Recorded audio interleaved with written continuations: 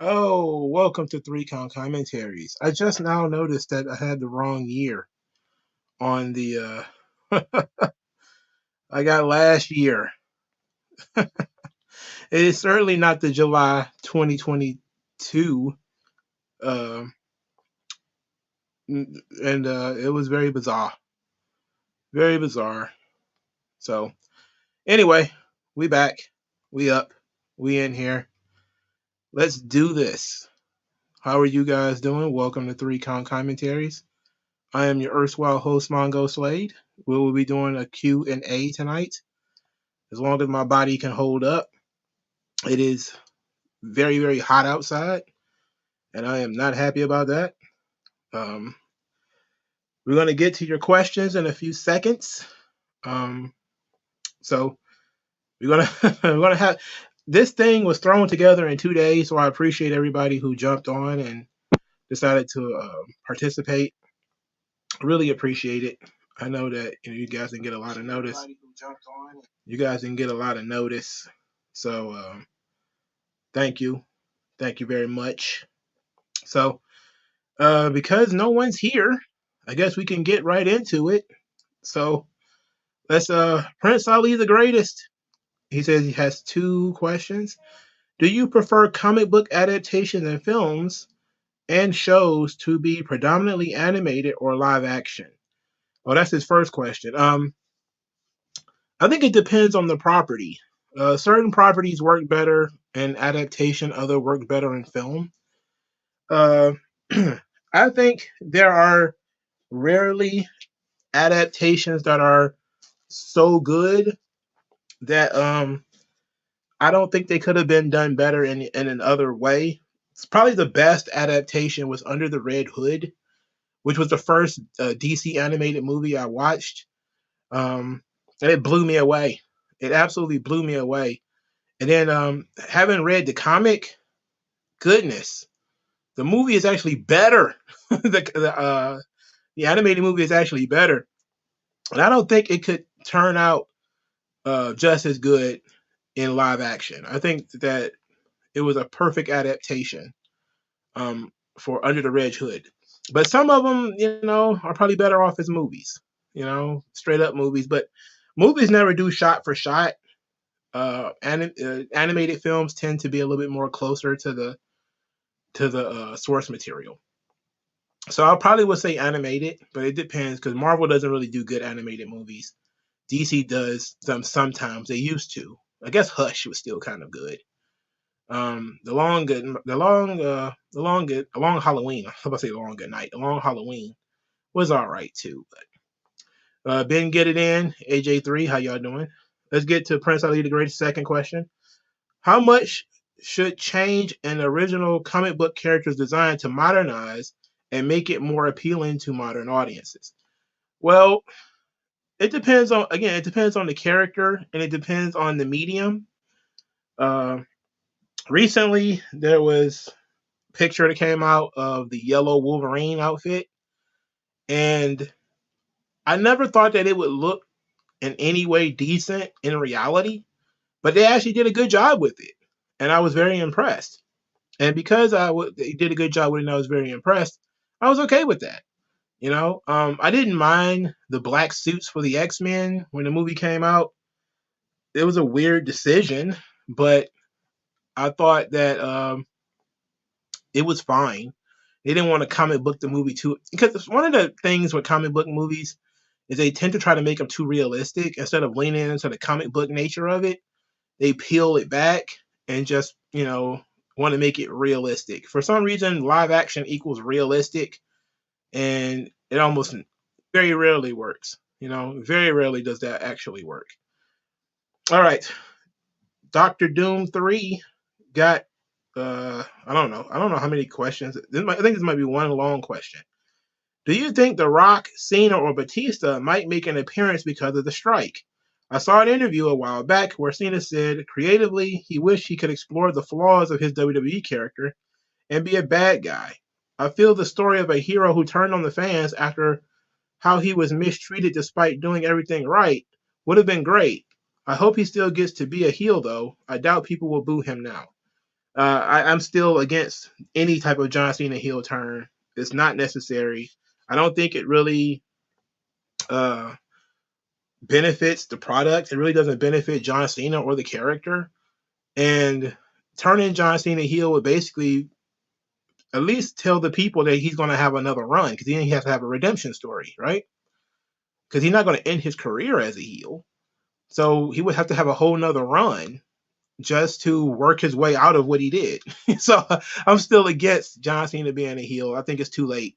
If you were going to do that, you should have did it in 2009 or something like that.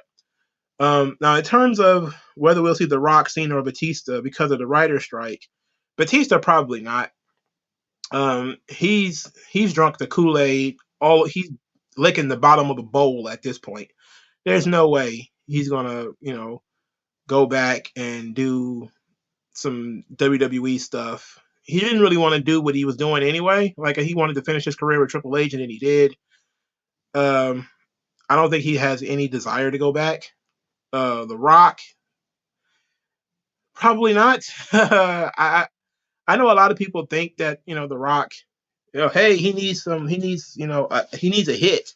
He needs some wins. But I don't think he's so desperate for PR that he'll come back to pro wrestling in the midst of the writer's strike. I think that if he was to ever do so, now would be the time. But he doesn't need the money. It's not like he needs the money. So, and plus he got some good PR for giving a bunch of money away. So The Rock he's rock solid. Now, John Cena, however, I think he loves the business enough that he probably would. And obviously, I think he would come back anyway. I don't think that Cena was ever going to be gone for too long after he made the big surprise at Money in the Bank. I wouldn't be surprised if he don't pop up again soon. And I don't think it'll have anything to do with the writer's strike. I think it's just a matter of you have to kill Cena in order to keep him out of the business. So I don't think so. I think the Rock is done. He may make an appearance, but I wouldn't. I've given up, waiting for the Rock or anybody like that to make a return. I want to genuinely be surprised.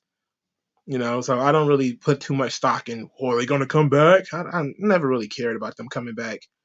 But it would be interesting. Now would be the time. They're not doing anything else, but I wouldn't be surprised if they don't have other projects.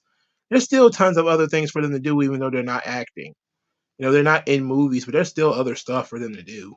I would hope they have hobbies or something. You went and collected all that money, kissed all those asses, and licked all those boots. You better have something else better to do. All right, the TOD 007. Do you think Tony Khan missed the ball by not in the beginning running 2 days at Wembley? Also, do you think it could be the biggest pro wrestling letdown ever, since 0 matches are announced as of now? No. I think it was probably expensive for him to run Wembley once. That's the way I'm looking at things, is how much does it cost? Like, what is the cost of this endeavor to England? It's going to be an enormous cost. I mean, he's having a pay-per-view in England, and he's got to take the entire crew over there. He's going to pay for that out of pocket, apparently, and he's got to book the venue. Then there's going to be the odds and ends, and I saw recently they were talking about they might not have enough merchandise to go over there. It's I wouldn't say book 2 nights. For starters, if he booked 2 nights, he wouldn't have the sales that he would have now. They'd probably be split in half. But it also would be worse off if he booked 2 nights, because you wouldn't know what the hell you're doing either night. Now, being 4 weeks away from the show with no matches announced, that's a win and a loss. It's a win because apparently they sold 60, 70,000 tickets without even announcing a match, which gives them the opportunity to book the biggest match possible and then tip over and reach the 70, 80,000 tickets maybe. That's assuming all of this stuff is on the up and up, which I'm not entirely sure it is. Especially if you look at like the Dynamites and all this kind of stuff. I'm not sure that many people care that much about this Wembley show. But then again, it's the UK, it's a little different. I do think that him being 4 weeks out from the biggest pay-per-view of his entire life, the biggest pay-per-view of this company's history, and not even having an inkling of a match that you're going to have is a creative failure. Just imagine how much more excitement would it be if you knew that Danielson was wrestling Punk or Punk was wrestling Omega or something like that at this show, and they were building to it on TV.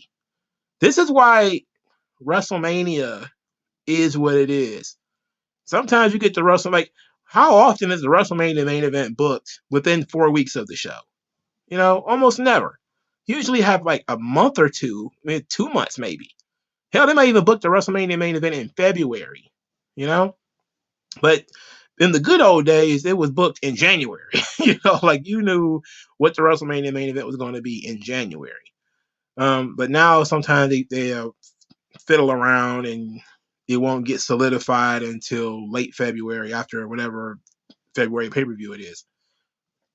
I don't know what he could possibly have on the table that will be big enough for this show and not let down the casuals, because that's what I'm looking at is, look, the hardcores are going. They're going. They want to be a part of history. They're going. So it doesn't matter if Sonny Kiss versus Hikaru Shida is the main event. They're going because they want to say, I've been there. I was there when AEW ran their first show at Wembley. It was huge. It was monumental. We had fun. That's going to be the argument regardless. But for the pay-per-view buys that he's going to need in order to make his money back, all that kind of stuff, he's going to need a bigger match. He's going to need a big match. And I don't know what match it could possibly be. I've saw a whisper that Will Ospreay versus Chris Jericho.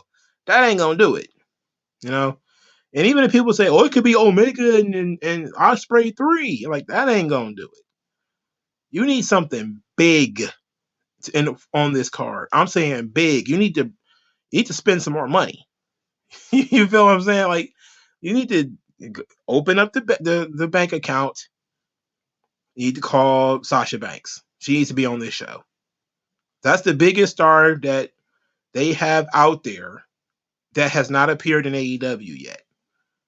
They got to call her to come in on this show. I'm not saying she should work the main event. I'm saying she's got to be on this show. I'm saying she had to have a significant part of this show. She should have a big match on this show. Now, from the looks of things, they might do something silly and just say it's going to be Mercedes Moné versus Britt Baker in a dream match or some horse shit like that, which is typical AEW. They booked the stadium, now they have to book the matches. But you got to spend the money. I always said, like, it was the perfect time to retire Sting, to give Sting one more match, his big finale, to really drag some emotion out of the people in the building. Sting's retirement, Sting's final match would have been a good one. You could have picked any number of opponents for him. You have the Punk option. They keep talking about CM Punk and FTR versus the Elite. Whatever. You could have just literally whatever. You literally could have done something else, but it's not looking like it's going to be anything worth a damn in Wembley right now. Unless he just opens up his checkbook and says, New Japan, we're about to go in. Even then, it may matter in England. It ain't gonna hit over here. Dr. Doom 3 has more questions. 1, how do you think Austin Theory could be fixed? I think he needs to drop the title, go home, and come back different with a push. Well, to have the guy, the initial push was successful. Then Triple H stripped everything away and then, proceeded to botch it. I mean, just the immediate botch of like I said, like, you just look at what they did to Austin Theory. It's hard to bounce back from that stuff. You want to drop the selfie gimmick? Okay. Make him grow a beard, be serious, all right. But the lack of emphasis on his match with John Cena. When they booked that match the way that they did and had Cena eviscerate Theory, Theory didn't have any real response. Then weeks went on without him saying anything. Then he wins the match. It's a mediocre sub quality match. And then he does nothing with that win. So it's like you're looking at this guy and we're talking about Austin Theory like he's a rookie on the roster. Like this dude won Money in the Bank, wrestled at WrestleMania twice already, beat John Cena, numerous times United States champion. This guy should be on the cusp of the main event right now. What Triple H has done to him is absolutely awful. And I'm not sure how you fix it. The only thing you could do is put a patch on it. And I say putting him together with Grayson Waller in a I don't want to say a manager type of role, but as tag team partners, or like Christian and Chris Jericho was, where they were still singles acts, but they were tag team every once in a while. That's kind of how they need to be. Two similar characters who hang out and do stuff together, but they still have their own individual things. You know, but they've done a tremendous amount of damage to Austin Theory, and I'm not sure how you can fix that. 2, how long do you think Dom should keep the North American title? Well, I always thought that if he wrestled one-on-one at Great American Bash, he'd probably lose it there. But now that he's got it, he seems going to be having it for a while. They announced a new NXT show, No Mercy, which is late September. I don't think he'll have the belt then. I think SummerSlam, he'll probably drop it then. Because SummerSlam is next weekend, so maybe not SummerSlam. I didn't even think about that, but SummerSlam is next weekend, so maybe not SummerSlam. But I'd say give it to him for about 2 months. Give him an opportunity to help get somebody over. And at worst, they just give it back to Wes Lee, but it's hotter when he wins it back, as he's going to beat a guy who's really over on the main roster. But if they're slick, they would do it at SummerSlam. They would do Dominic and Wesley at SummerSlam, but I don't know. I don't think they will, though. 3, how do you feel about heels that get cheered? I don't mind it when people are telling you they want to like this guy, turn him face instead of just hijacking the show.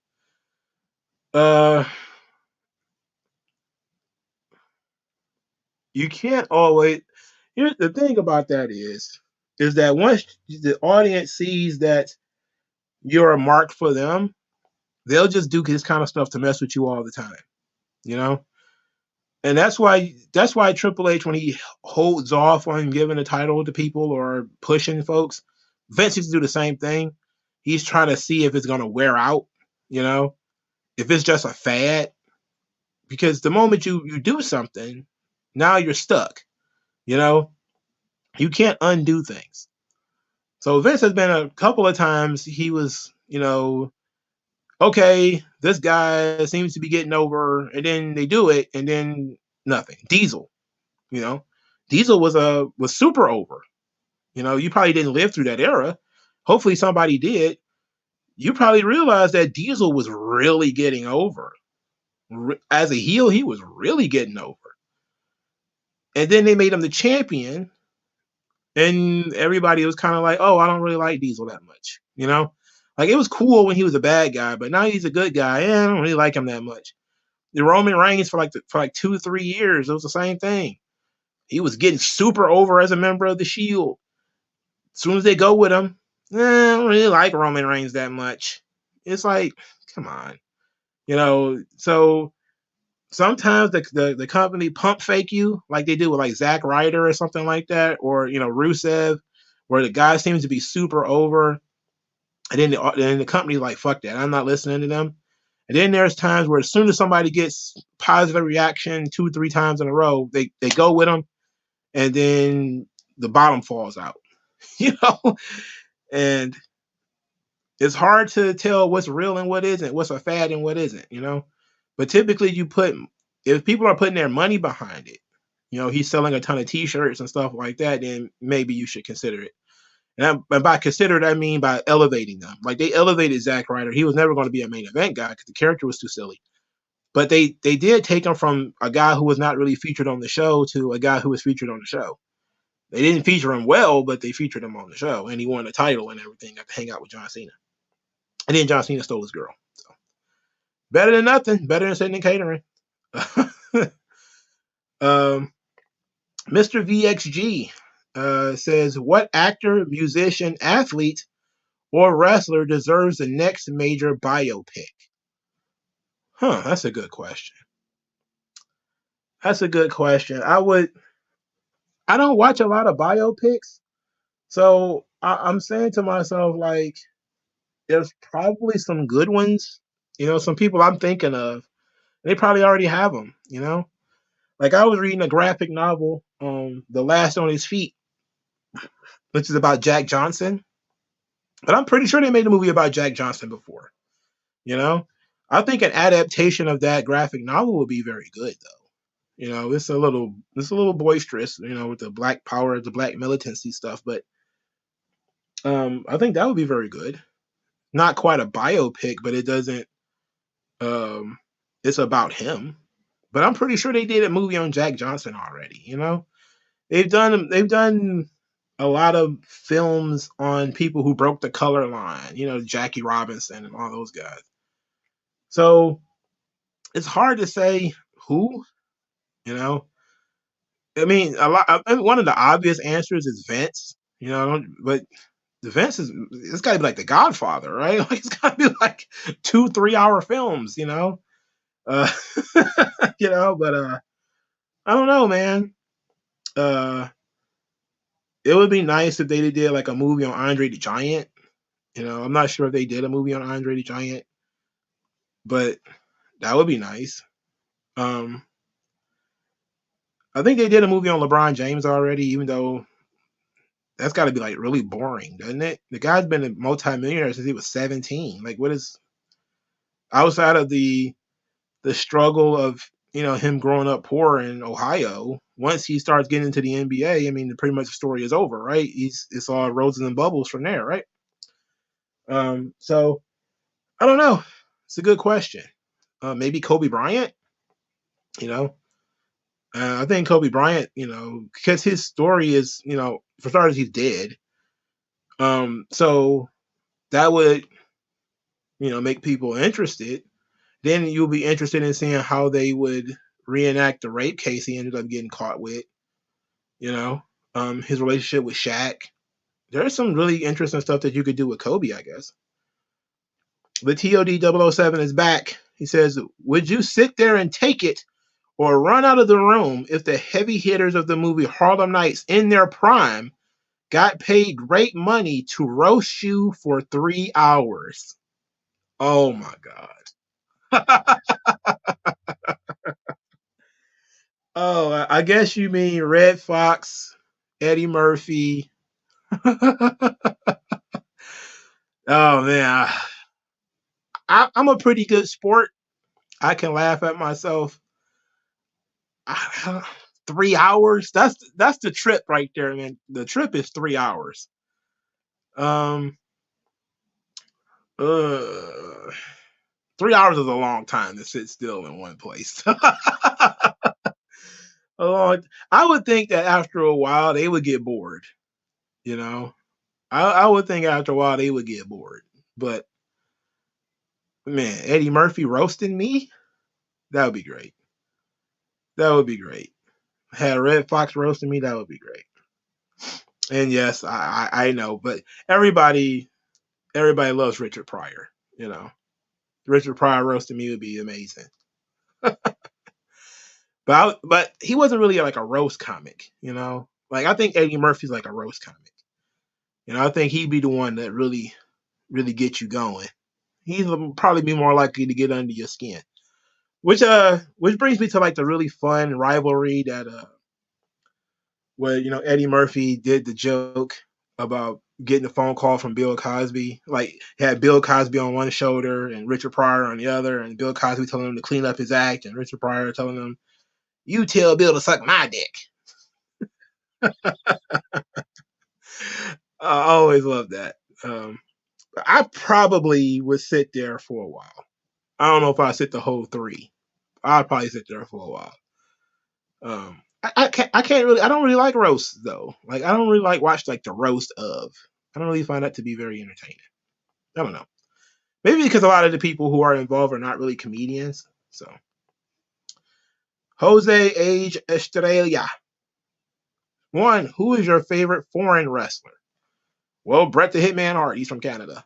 So that's easy. That was easy. Two, who is your favorite wrestler turned commentator? Oh, well, I could cheat and say Bobby the Brain Heenan, but yeah, let's go with Bobby the Brain Heenan. But no, let's not do that because I could also say Jerry Lawler. The color guy usually is a former wrestler. I mean, that's the position of the guy who's actually been in the ring. So probably Bobby Heenan. I think that would be an easy one. Bobby Heenan probably never wrestled a match in most of our lifetime, but not a real match anyway. Not that shit he was doing like the Ultimate Warrior. All he did was take bumps.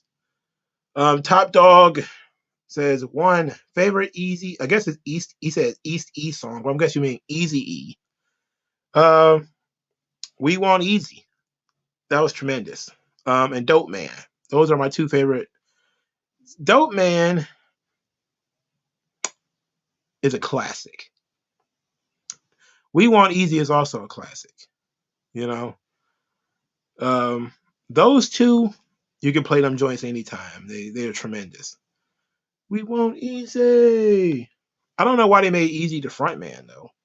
Like, I know he's the financier, but he's clearly the one guy in the group who couldn't fucking rap. Two, who do you think were the hottest women of the Attitude and Ruthless Aggression era? Uh, hmm. The hottest women. Let's see.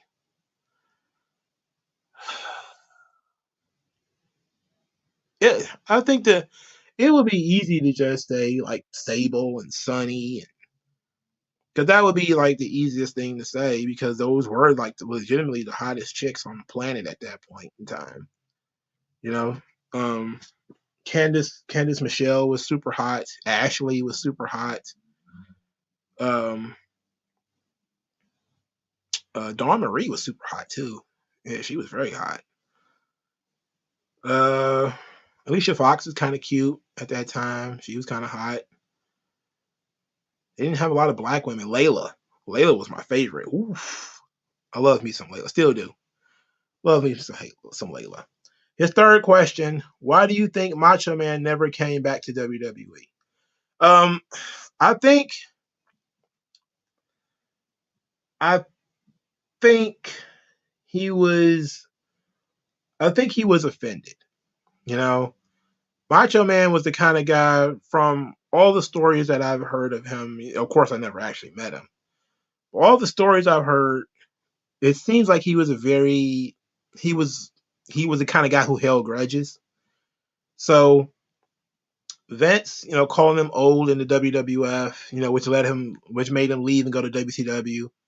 And then while he was there, they made fun of his bald spot. They made fun of Elizabeth, and then when they asked him to do the Hall of Fame, he wanted to put the whole family in, just like the Von Erichs and all that kind of stuff, and they told him no. So I think he was just offended and his feelings were hurt, and he seemed like the kind of guy who was like, fuck him, I don't need him, you know. And to me, that makes a lot of sense. I mean, look how long he held that feud with Hogan. The whole thing with him and Elizabeth was in the early '90s. He was still talking about it 10 years later. Liz was dead, and he was still talking about it. Still hated Hulk Hogan from that.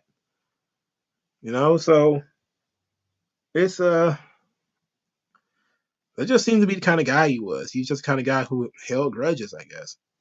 I think if he'd lived a little bit longer, it might not have lasted much longer, I think. You know, a lot of those old guys, when they got old and mellow, that's the thing about like Scott Steiner. He said he got like all old and mellow, and he wasn't the firecracker he used to be 30 years ago. I definitely think he would have come back if enough time had passed. I think he would eventually have come back. They would have eventually have mended fences, you know. But I think he was definitely offended by some of the stuff Vince was doing and saying about him and everything. And I don't blame him. You know, Vince is known for doing digs on guys.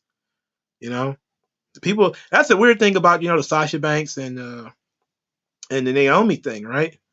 It's like everybody kept running around saying like, "Oh, they're racist, they're racist."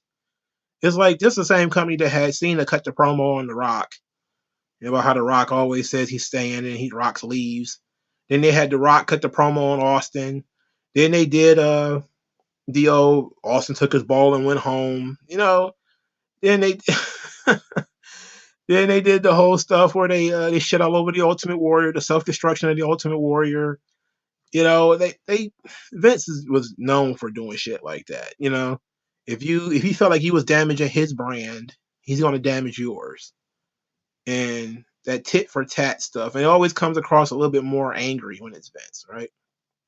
Because that he's like the tyrant who's in control of everything. So when he's going after a guy, it does come across as being very personal. And I think he went after Randy Savage with the Nacho Man skits and stuff like that because Randy jumped ship to WCW. It's not really a loyalty issue because you basically told the guy you didn't want him anymore. And he figured out, shit, I can go make money somewhere else. What the fuck? Ain't nothing wrong with that. Mr. VXG, another question. Is there any good Mexican food in Detroit? Well, it depends on where. If you go to Mexican Town, yeah. There's some nice spots in Mexican Town. I can tell you this, though. I've had better food in like random gas stations in Mexican Town where you can just stop and get you like a chicken burrito or a couple of chicken tacos. And them shits slap. I mean, I'm talking like, like a slave whip. Man, going to like a nice restaurant or something like that is fine.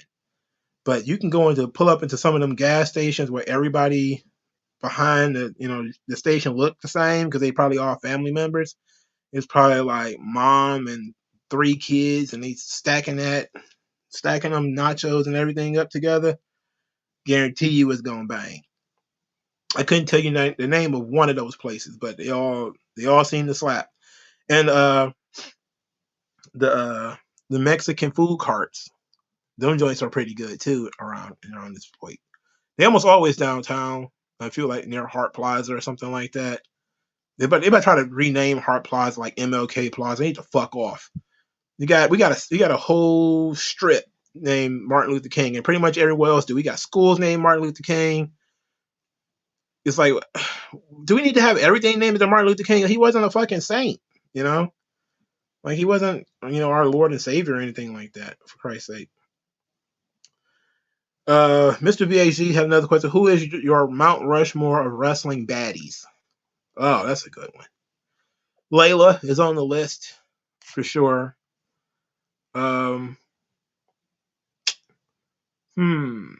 There's a lot of young guys, a lot of young chicks today who would contend for the throne.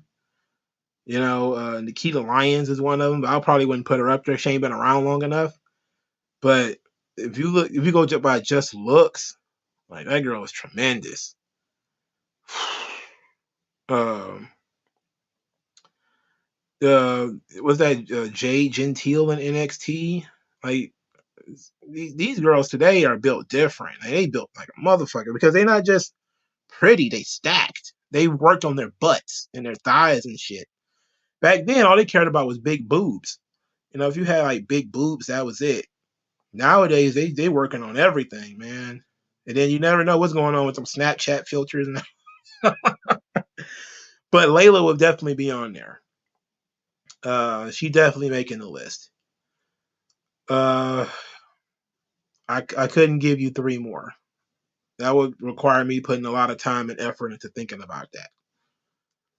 So let's go to the comment section of the video real quick, and then we'll pick back up on the questions. Christopher Lloyd says, Macho can hate him, but you still haven't beaten them since WrestleMania 5. But they got cool after that in the NWO, not the Jarrett one. Hogan and Savage were not friends. Savage tolerated Hogan at that time, because they were making money together.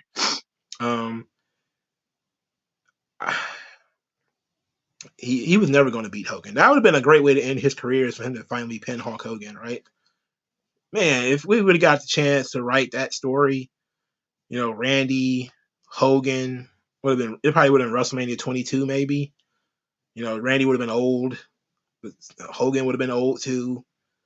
And then Savage could have finally won. That would have been great, The 17-year odyssey. Ike the Don says Ultimate Warrior made amends at the right time. Yeah, he was the kind of guy who held grudges too, but I think Warrior loved the character so much. He was such a, I don't want to say a mark for himself, but he had such a love for the character. He wanted the character to be celebrated. I don't think Macho Man saw it that way, which is unfortunate. He had the WWE All-Stars commercial in 2010. Are you talking about Randy Savage? Yeah, I think he did do that. There's a lot of guys who they do some stuff, but I think that was with the company that made the game, because that's how it was with a Warrior. Like they reached the game developer. I think it was THQ. Was it THQ or 2K or whatever? They reached out to Warrior, and then they mended fences from there. But WWE didn't call him. The company, the other third party called him. It was the same thing with Sting too, I think. But that was kind of a WWE knew Sting was coming in. But I think that it would have been so nice to have that at the end. Like, he's the one guy that died without making amends. Piper came and went, said all the stuff he said about WWE, about Vince and everything, but he always came back. He always showed love. He was always appreciated. But Randy Savage is the only one who didn't come back. It's because he died before he had a chance to. But it's crazy, because he is like the missing one. That's sad. It's truly sad. And I think part of the reason why you don't see Randy Savage enough on these things is because he didn't come back. So now you see a lot of people. Bam Bam Bigelow too, and I think Bam Bam is was one of those guys who probably, if he'd have stayed clean and lived a little bit longer, he probably would have come back too. Not, to wrestle. I think he was pretty much done with that. But I think he could have done some stuff in the business, Favorite Bret Hart matches. Where do I start? Mr. Perfect, SummerSlam 92. Probably the best match Bret Hart has ever had. Chris Benoit. I liked their Nitro match, the Owen Hart tribute match. I loved that match. I thought it was tremendous. Bret versus the 1-2-3 Kid, Monday Night Raw, 1993. Bret versus Diesel. I believe it was. They had 3 matches. Pretty much all 3 of them are good. My favorite one, however, is the Survivor Series 95 match where Bret won the title back. That's probably my favorite of the trilogy. Bret versus Owen, WrestleMania 10. Bret versus Owen, SummerSlam 94. Bret Bulldog, SummerSlam 1992. Just so many. I'll tell you this, I was very disappointed. And he had a match with like Randy Savage in WCW. God, I was so disappointed in that. I shouldn't have. let's continue before I start getting upset. Why not just get rid of Austin Theory? I don't know. What are you going to, why would you get rid of a top prospect? To do what with? You know, why would you, getting rid of a top prospect seems dumb to me. Unless you got a good reason. You know, if he's got like legal troubles or he's abusive or, you know, just a guy who can't get right, then yeah, maybe. But just because you fucked up his creative, you want to fire him because you fucked up his creative? I know that's a Vince move, but I wouldn't fire a young guy, you know, just because you fucked up his creative. Fix it, you know. Mo the Killer. If IC champion is the workhorse title, then what is the US champion? Well, that's a great goddamn question. Because the answer is basically workhorse champion. But the original US title was the number one contender to the world championship. That's what it. Well, the first United States champion was Vern Gagne back in 1960. I don't know, but he was sort of, I wouldn't say in competition with the world champion, but he kind of was, in so much as they wouldn't give him the world title, so they basically gave him another belt and said he's the champion of the United States. But then in the days of WCW, it became the number one contender to the world title. And that's what you want the belt for, because at any point in time you could be the world champion. Since they've gotten rid of that, it's become just another mid-card belt. Now it's not quite European title, you know, it's not quite that level yet, but it struggled to have an identity. You know, the Intercontinental Championship always has that workhorse title thing attached to it. Even though Bruce Prichard says it's not true, fuck him. That's always been the belief, that the Intercontinental Champion is probably the best technical wrestler on the roster, you know, but he might not be a major main event draw. But he still might be a draw for the B towns. So that's what they would split the thing, and you would have the Hogans, then you have the Intercontinental Champion. And that generally would be good enough, but now they have so many belts, and now they want the World Heavyweight title to be the workhorse title. It's like, we already got that. Like we already got that covered. We already got that covered. Yeah, we already got it covered. So the U.S. title struggles to have relevance. I like the idea of a TV title. Like I used to not like the TV title, but now I like the idea of it because it was, it's different from other belts, you know. But the U.S. belt, it's not much different from the Intercontinental title, not much different from that secondary world title. You know, they have to give it an identity. Motor Killer has more questions. Do you see Austin Theory as a babyface? Because they're more young heel than face like Braun, Grayson, Pretty Deadly, the top heel Dom Dom. Only young main roster is Butch. I'm guessing you see Austin Theory as a babyface because you have other guys who are coming up as heels. And it's kind of crowding them out. Mm.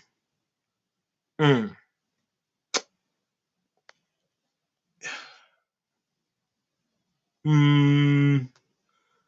I've seen a lot of people say that Austin Theory should probably be a babyface. And I think it's worth a try. You know, especially if you're going to bring in Braun Breaker as a heel. If you're going to bring in a guy like Braun Breaker as a heel, then maybe you should turn Austin Theory babyface. I mean, you botched this heel thing so much, and you fucked it up so much. Maybe he does need to be the next big babyface, or at least try it. But I think if he'd have been a stronger heel, he'd have been a stronger babyface. But you know, Triple H knows better than me. It's amazing how Dominic Mysterio was able to actually steal that spot. Been getting it in has two questions. What's the most overrated popular film? Scarface, The Godfather, etc. I think you nailed it on your first try. It's Scarface. I like Scarface, But of all of the movies that are in the pantheon of great gangster films, it's not that great if we think about it. You know, um, I think it was more. I think it was more how good Al Pacino is in the role and some of the memeable moments of it. But as a film, it doesn't have the same punch as like Carlito's Way, which is when I first saw that, I was like, this is better than Godfather. You know, Carlito's Way is much better than Godfather. Not Godfather, I'm sorry. Much better than Scarface. Godfather is not overrated. It might be as the template for a lot of the gangster movies that followed. It might be a little, bit up, but it's like a classic hip hop song, like Sugar Hill Gang or something like that. Like it's not something that you have to look at it in the context of the time that it came out in.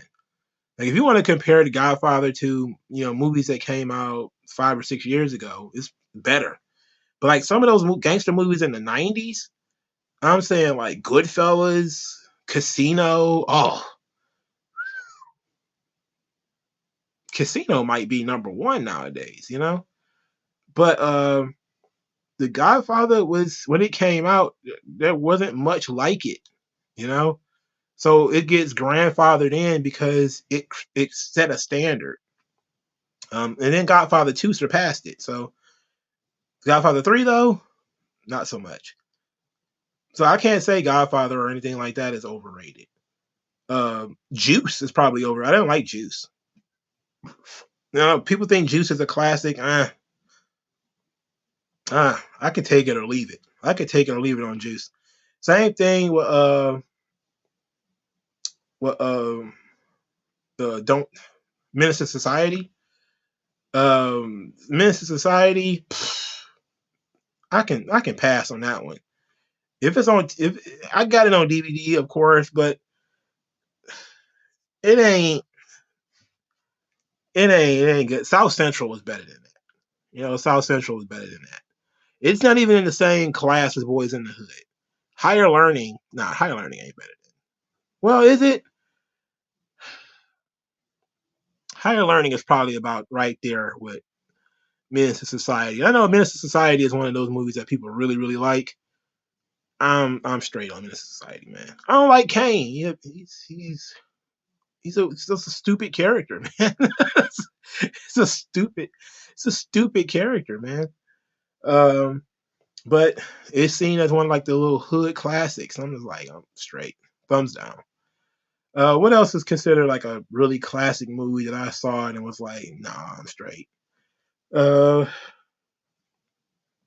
I had to put some more thought into it, but like that's the first one that came to my mind was Menace to Society. I was never a fan, you know. Um, Scarface, yeah, I wasn't a big fan of Scarface either. Not a huge fan of Scarface. It was good though, but I'm not saying it was great.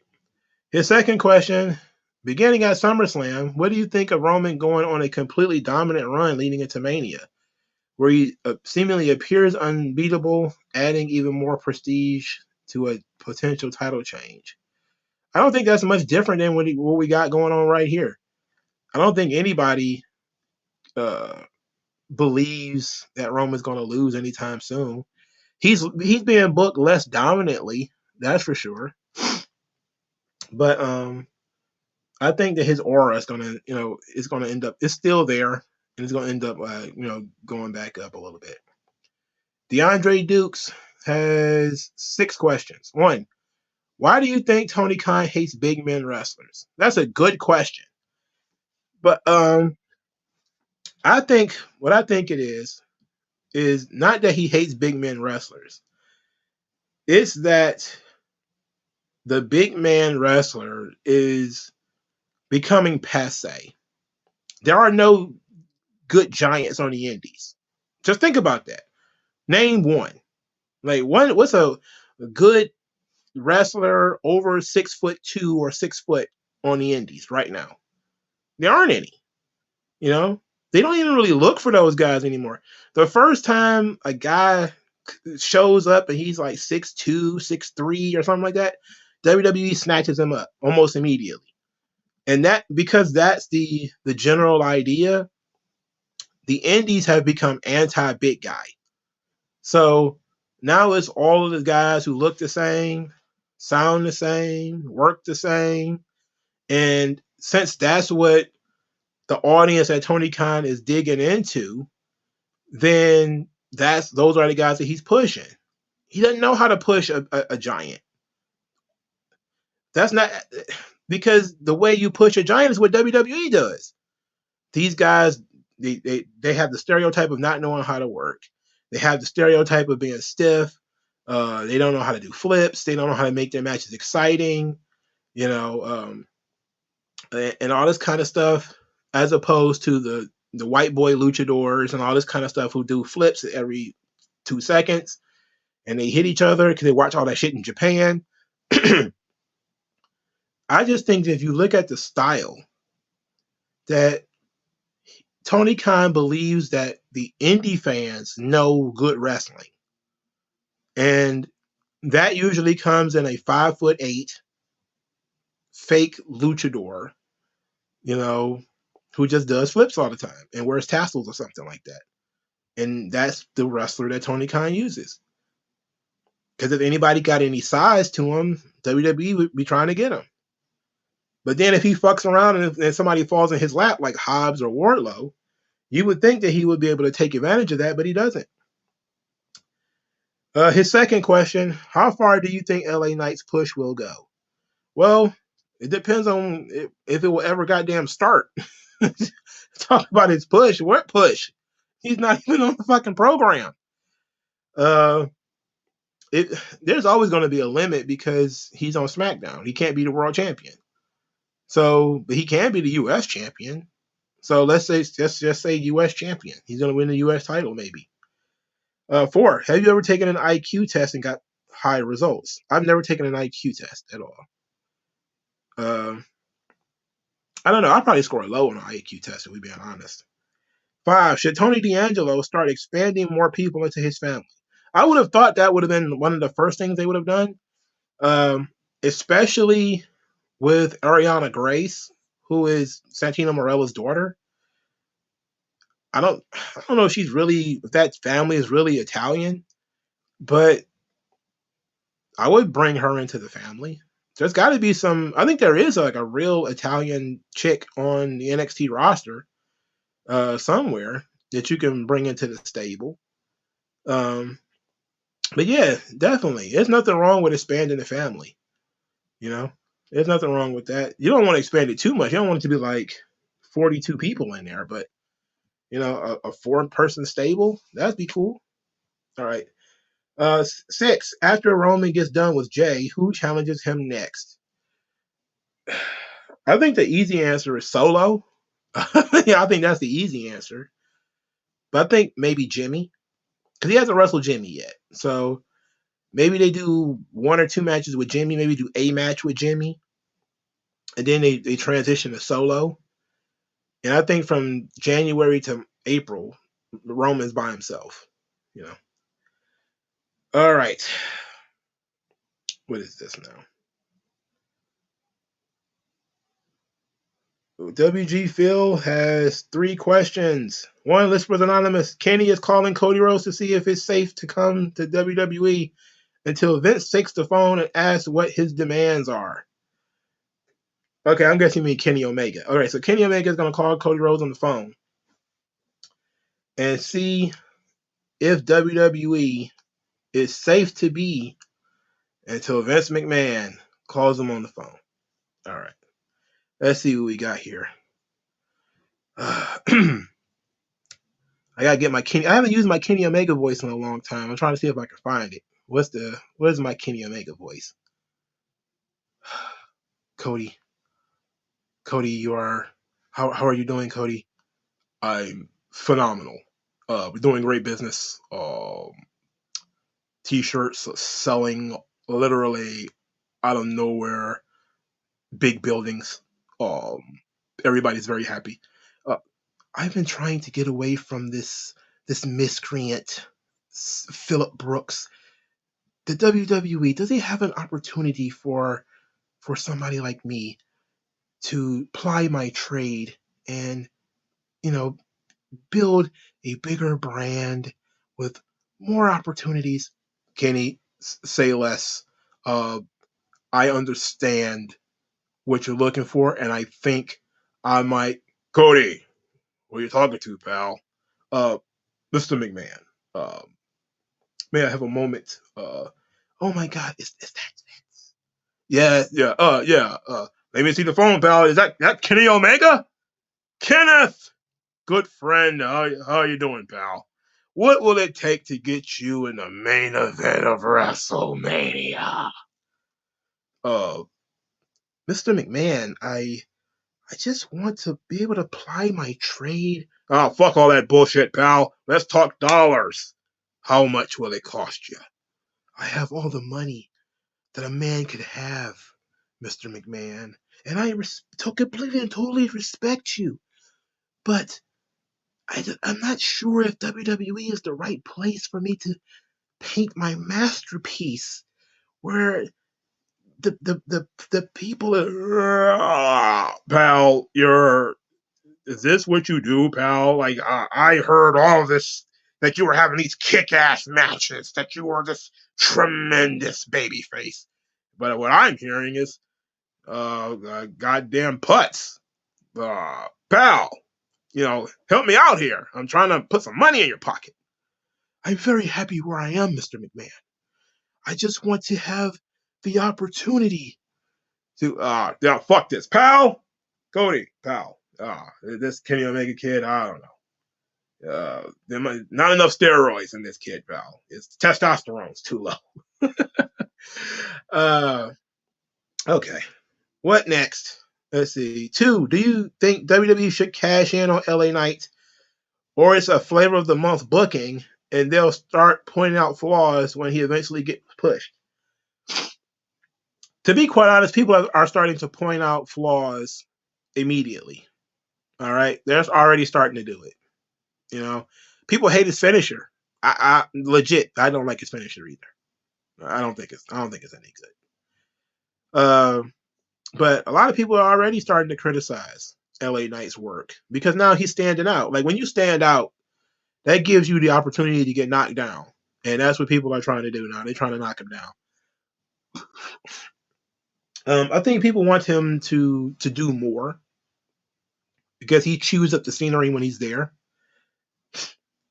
But the more over he gets, the more people are going to dislike him. And by people, I mean, the people who are fickle fans who are not really all that interested in LA Knight and just want to thumb the nose at the company and, oh, they don't want to push this guy. Oh, why not? And then as soon as you push him, it becomes, oh, he sucks, But just like all those fake ass EC3 fans, EC3 ain't got no fans. EC3 sucks. He sucked in TNA. He sucked in NWA. He sucked in WWE. He is never fucking good. I don't understand. How are you people fans of EC3? How? He built like a gingerbread man. Like, what's wrong with this guy? But I think some people are flaky, and they're gonna flake out on LA Knight. But some people legitimately like him. I think the masses actually do like him. They like to, yeah, and let me talk to you. They like catchphrases. 3, do you think some properties like Power Rangers, G.I. Joe, Transformers, sometimes TMNT, have a hard time being relevant due to the hardcore fan base? Those franchises don't really seem to make new, younger fans. G.I. Joe, I think, has this problem. But G.I. Joe also has the problem of it's based on military, and there's a big push in the modern world to denigrate the military. There was just I forget what I was watching. Maybe, I don't know if it was Comics by Perch or it was some channel where they were talking about how when Marvel was publishing G.I. Joe comics, there was a guy who was anti-war in Marvel and was actively attacking and harming the G.I. Joe comic sales, by because he was an anti-war guy. And then when they went to IDW, they did the exact same thing. That Aubrey Sitterson guy, who was crazy left winger, decided to diversify GI Joe and race swap characters and turn the guns into lasers and a lot of other stuff that was just like not interesting to the product. So I think GI Joe has this problem. And I think it's mostly because of the way that the properties are being handled. Now, TMNT, Transformers, and Power Rangers, those things are based off things that are universally cool. Like who the hell doesn't like giant talking robots? Like Transformers continues to make money. Like the movies continue to rake in dough. Like the problem is how you handle the characters. Like I didn't really like how they handled Optimus Prime and Rise of the Beast. I didn't think that was Optimus Prime in that movie. He was a bigot. He hated humans. I'm like, when did Optimus Prime hate humans all of a sudden? Like that didn't make. And oh yeah, I'm gonna go ahead and tell that story now. When I get done with Batman, if I ever get done with Batman, because it's taking me forever to get through Batman and the animated series, I'm gonna watch Transformers next. Get prepared for that. The original Transformers cartoon, because I haven't seen it all. And I do like Transformers. The giant robots. What's there not to like? Power Rangers. I'm not sure if Power Rangers has issues getting new fans. I think that it was a craze. One of those things where you had to be there. And every kid got their own version of the Power Rangers. Like I got the originals, quote unquote. But then there was like 100 different Power Ranger versions after that each kid would have had an opportunity to get to. I just think that because children are deluged with so much different media now, that they don't really attach to media like we did when I was younger. Like I had to watch Power Rangers, like I was on it like every week. I was on it. Teenage Mutant Ninja Turtles every week. I was on it. Nowadays kids can take it or leave it. They may watch the movie, but then that's about it. They don't really care too much to follow a series or whatever. Like Spider-Man has had a tough time, but that was but Spider-Man is one of the most marketable characters on planet Earth, but it still struggled for a little while there because they kept fucking with it. The people who are in control of the character keep fucking with it, like the comics don't really sell that much anymore because the writers keep fucking with the characters. They keep making multiple different Spider-Man. Like thankfully children just love Spider-Man and therefore they can continue to sell gimmicks. But the comic books don't really sell. The movies are not successful because they're wrapped up in the what's the name? In the movies, but the Garfield Spider-Man movies didn't do that great. Because of the creative. So I think that's the main problem. It's not the problem of the fan bases. The problem is the creative. How do you update G.I. Joe when so many people hate the military? How do you update that? Power Rangers, they've been trying to update Power Rangers. I just think they've been unsuccessful in doing so. The same thing with Teenage Mutant Ninja Turtles. I just don't think that the way that they have gone about breathing new breath into the franchise has been successful. Now this new Teenage Mutant Ninja Turtles movie is so different from all. Another thing that was a big problem is there was at least somewhat of a unified vision before, but now all of these franchises are franchises and they're different in every medium. Like Teenage Mutant Ninja Turtles was like the first time when you saw like it was grim and gritty in the comics, and it was more mature. They was actually killing people and stuff like that.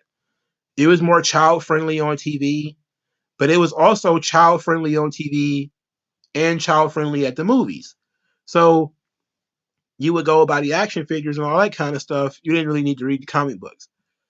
But now you have so many of these things that they're so different. Like the last Teenage Mutant Ninja Turtles media is so wildly different from what the franchise is that how can you get into Teenage Mutant Ninja Turtles? It's so different.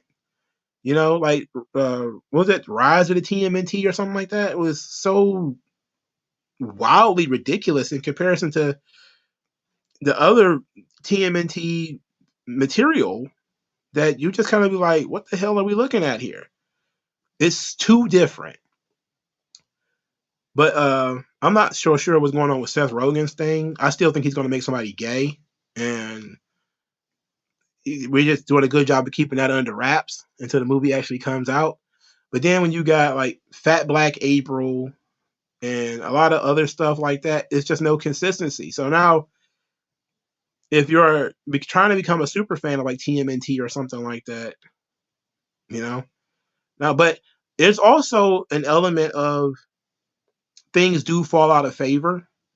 Like, you know, the generation before us, they had like, you know, Flash Gordon and all that kind of stuff, and that it never really rolled over into my generation. Not a lot of big Flash Gordon fans from my generation, you know. It just didn't stick. You know, the Rocketeer and all that kind of, it just didn't stick. Like some of the pulp heroes, like the Phantom, just didn't stick. The Shadow, you know, it just didn't stick. You know, so that might be a thing too, where it was just a property of its time, you know. And the new kids, they want something different. So, you know, maybe they like TMNT, but they don't like it as much as everybody else. And maybe they like Power Rangers, but they just don't like it as much as everybody else. So I just take it like that. Like there's characters that existed before we were born. How many people actually read the Tarzan books? Like a lot of us read, you know, we come up with Tarzan. We never read the original books, you know. So, but Tarzan's one of those old pulp characters that, you know, has managed to stand the test of time and still be around. But then when you have something like John Carter, where they did a John Carter movie and it flopped. Like it just, how do you get people to care about John Carter and the Princess of Mars? Well, for starters, they tried to update it for modern audiences, and it didn't work. You know, like it didn't work. It was a product of its time. So that's just one of those things that you have to look into. That sometimes things do fall out of favor, but a lot of it is in how you handle the product. If we're being honest. All right, Top Dog has more questions. Do you think The Rock will have a segment with Grayson Waller at SummerSlam? Nope. I think that's going to be LA Knight's spot. I think they're going to have Grayson Waller. 2, why is Vince McMahon obsessed with the Hulk Hogan style babyface even though it doesn't work? It does work. What the hell you mean it doesn't work? What do you think John Cena was? John Cena didn't work? That shit worked. It works. Vince knows that people love heroes. You know? It's people love heroes. The hero has to be of the time though. You know? Just like we was just talking about the hero, like the Hulk Hogan waving the American flag, that baby face might not work that much today. But there is a hero that these people will look up to somewhere on this roster, you know, at some point. I mean, look at Cody. I mean, I hate to put him in that class, but he's a classic babyface, you know, and he's getting super over, and he's basically Superman too. I mean, shit, he fought Brock Lesnar with one arm. You tell me he ain't Superman? 2, what do you miss about wrestling pre-Attitude Era? The colorful characters. Yes, some of the gimmicks were stupid, and we all remember how stupid some of those characters were, like Skinner, Knuckleball, Schwartz, Papa Shango, etc. But they were people who looked different. You know, everybody looks the fucking same now. They're all the same size. You know, everybody wants to be a great athlete. You know, I miss the grappling too. People actually starting a match with a collar and elbow tie up, body slams, and you know, you could take small things and build upon them. That's why I always liked, somebody like Bryan Danielson. He brings out, he still holds on to what I loved about wrestling. But I liked, the outrageous characters, and grappling. You know, thoughts on Ric Flair in the early '90s WWE? I think he was tremendous. That trio of Flair, Perfect, and Heenan was iconic, and that's very underrated. Flair wasn't in WWE very long, which is, I think, why it's so frowned upon. But that trio, oh my God, they were tremendous together. Flair, Flair, Heenan, and Perfect. Oh, they were so good together. I don't believe Flair was having his best matches at the time, but I think that he was still doing very good. He was still doing quite well. His last question is, who is someone in today's modern day WWE that could be similar to Savage and Elizabeth? Oh, that's a good question.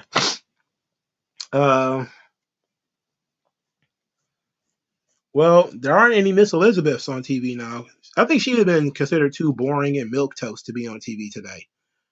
I don't think that a Miss Elizabeth could work today. Unless they was to build it with that domestic violence thing kind of tinged on it, the jealous boyfriend.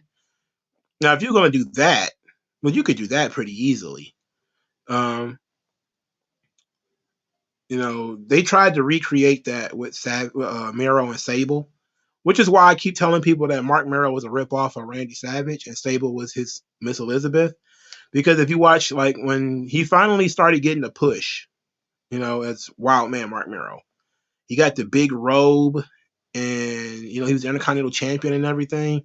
And him and Sable would match how Randy and Elizabeth would match.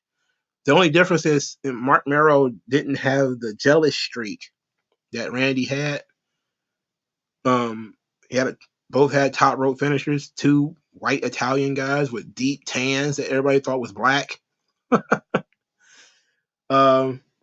And then when they introduced the jealous boyfriend element to it, they had turned Mark Mero into quote unquote marvelous Mark Mero, which of course absolutely killed him. He was no good anymore after that. That was just awful. Marvelous Mark Mero was awful, bro. It was the shits. And it was a Vince Russo idea too, so that's how you know it was bad. But I don't think there's anybody today that we could play that role with. Who could be the glamorous wife, girlfriend, and the big time, somewhat unhinged boyfriend. And I think part of that is cultural, because any man who shows any type of aggression towards a woman now is going to be canceled, and they're not going to let that character really develop, like they should. Let's go to you guys that is live now. So let's see. Lights. What are your thoughts on R-Truth? Very entertaining guy. Wish he was around still.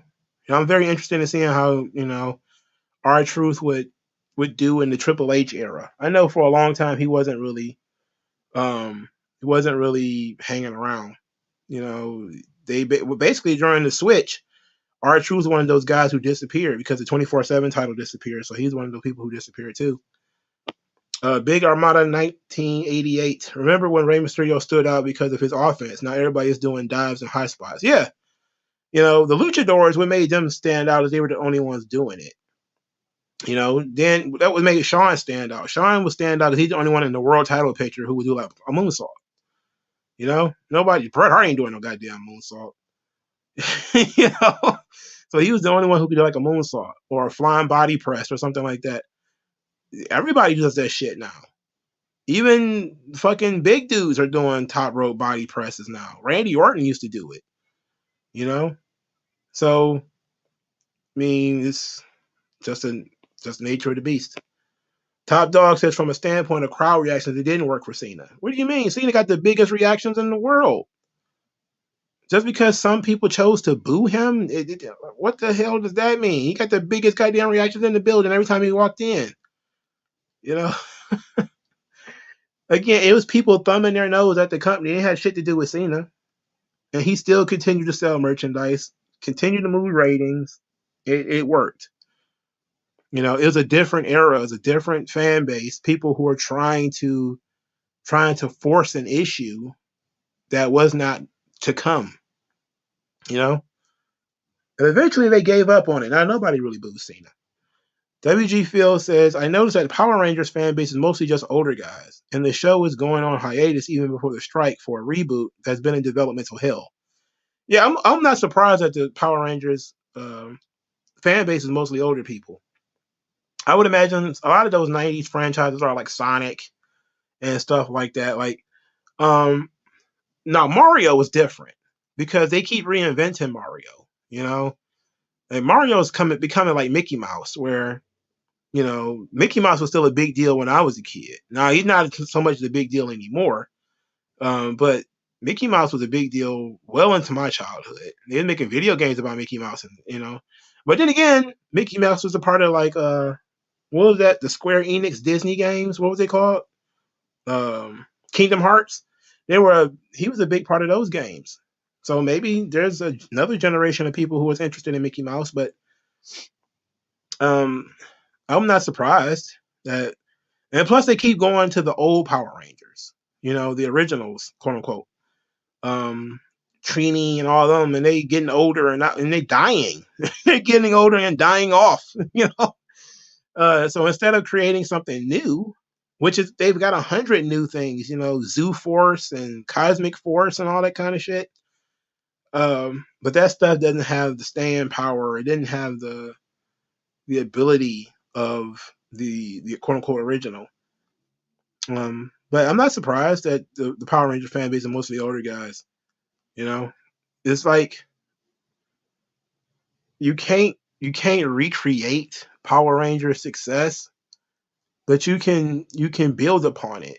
And that's really what nostalgia is all about, is they keep trying to recreate things. You can't recreate success. You can't recreate the craze of the Power Rangers.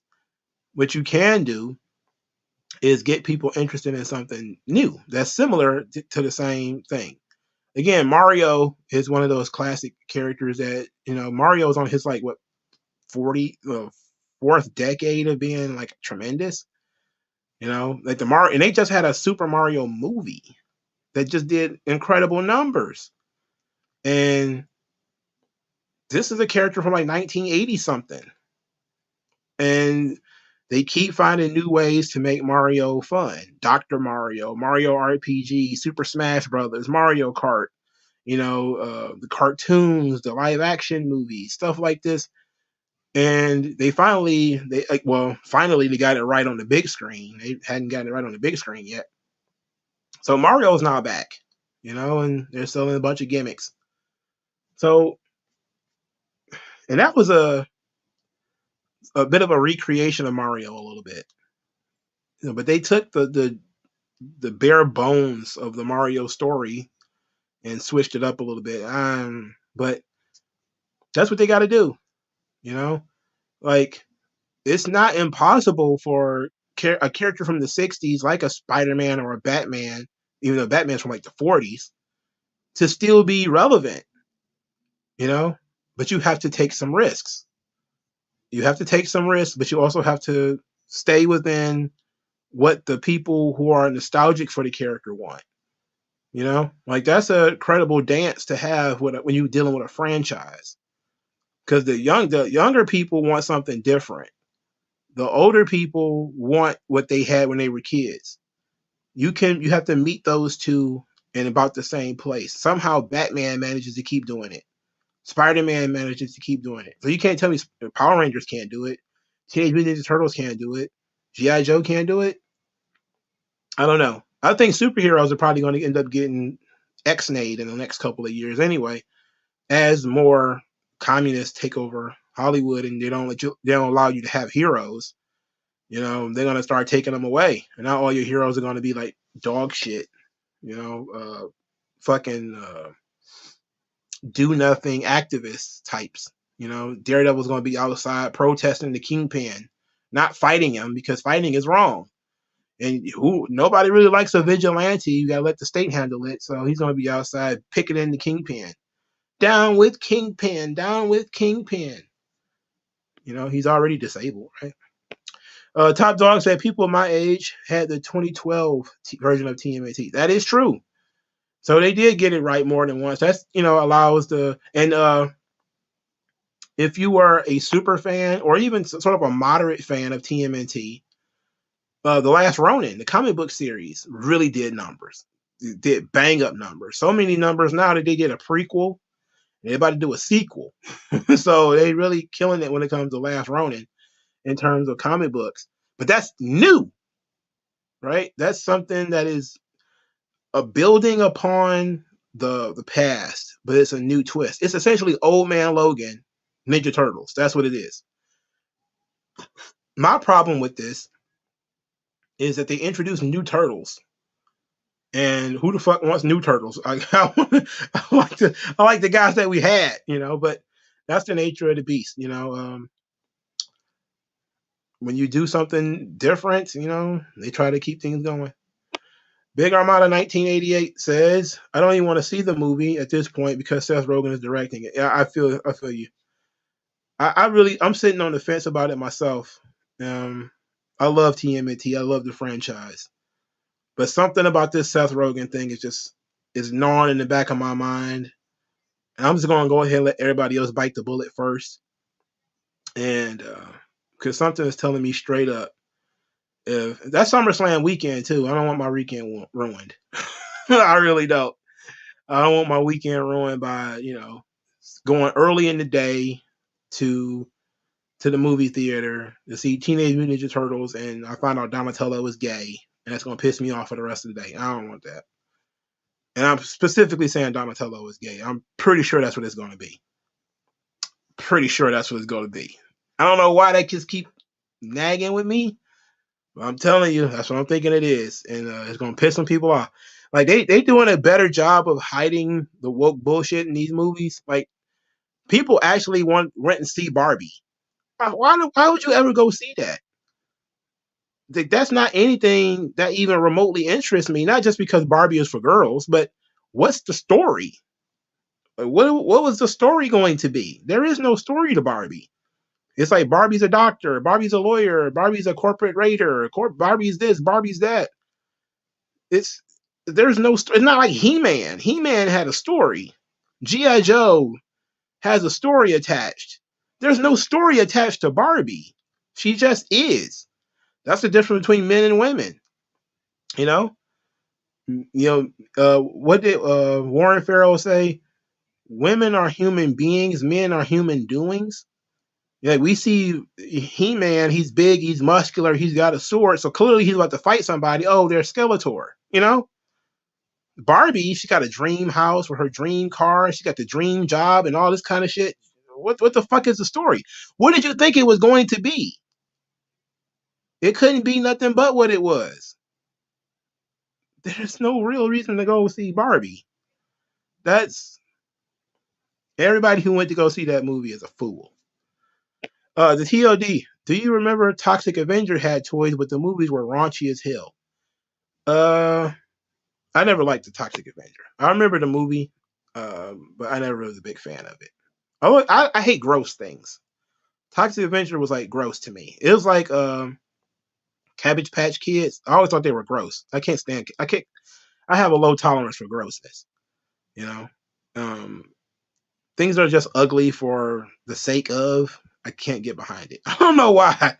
I don't like anything with snot, or like gross pimples and shit. I'm just like, nah. So Toxic Avenger was never on my thing, at all. But I'm surprised that they haven't tried to do?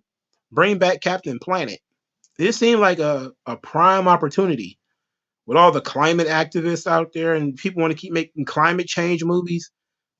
It seemed like a perfect opportunity to make a live action Captain Planet movie.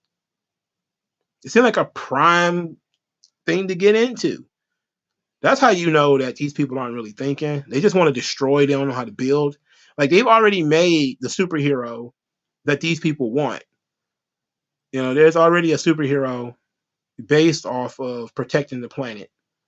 as a planet. Like, you know, they just don't want to do it. They'd rather take a Marvel character or something like that and turn them into that. Like, okay, whatever.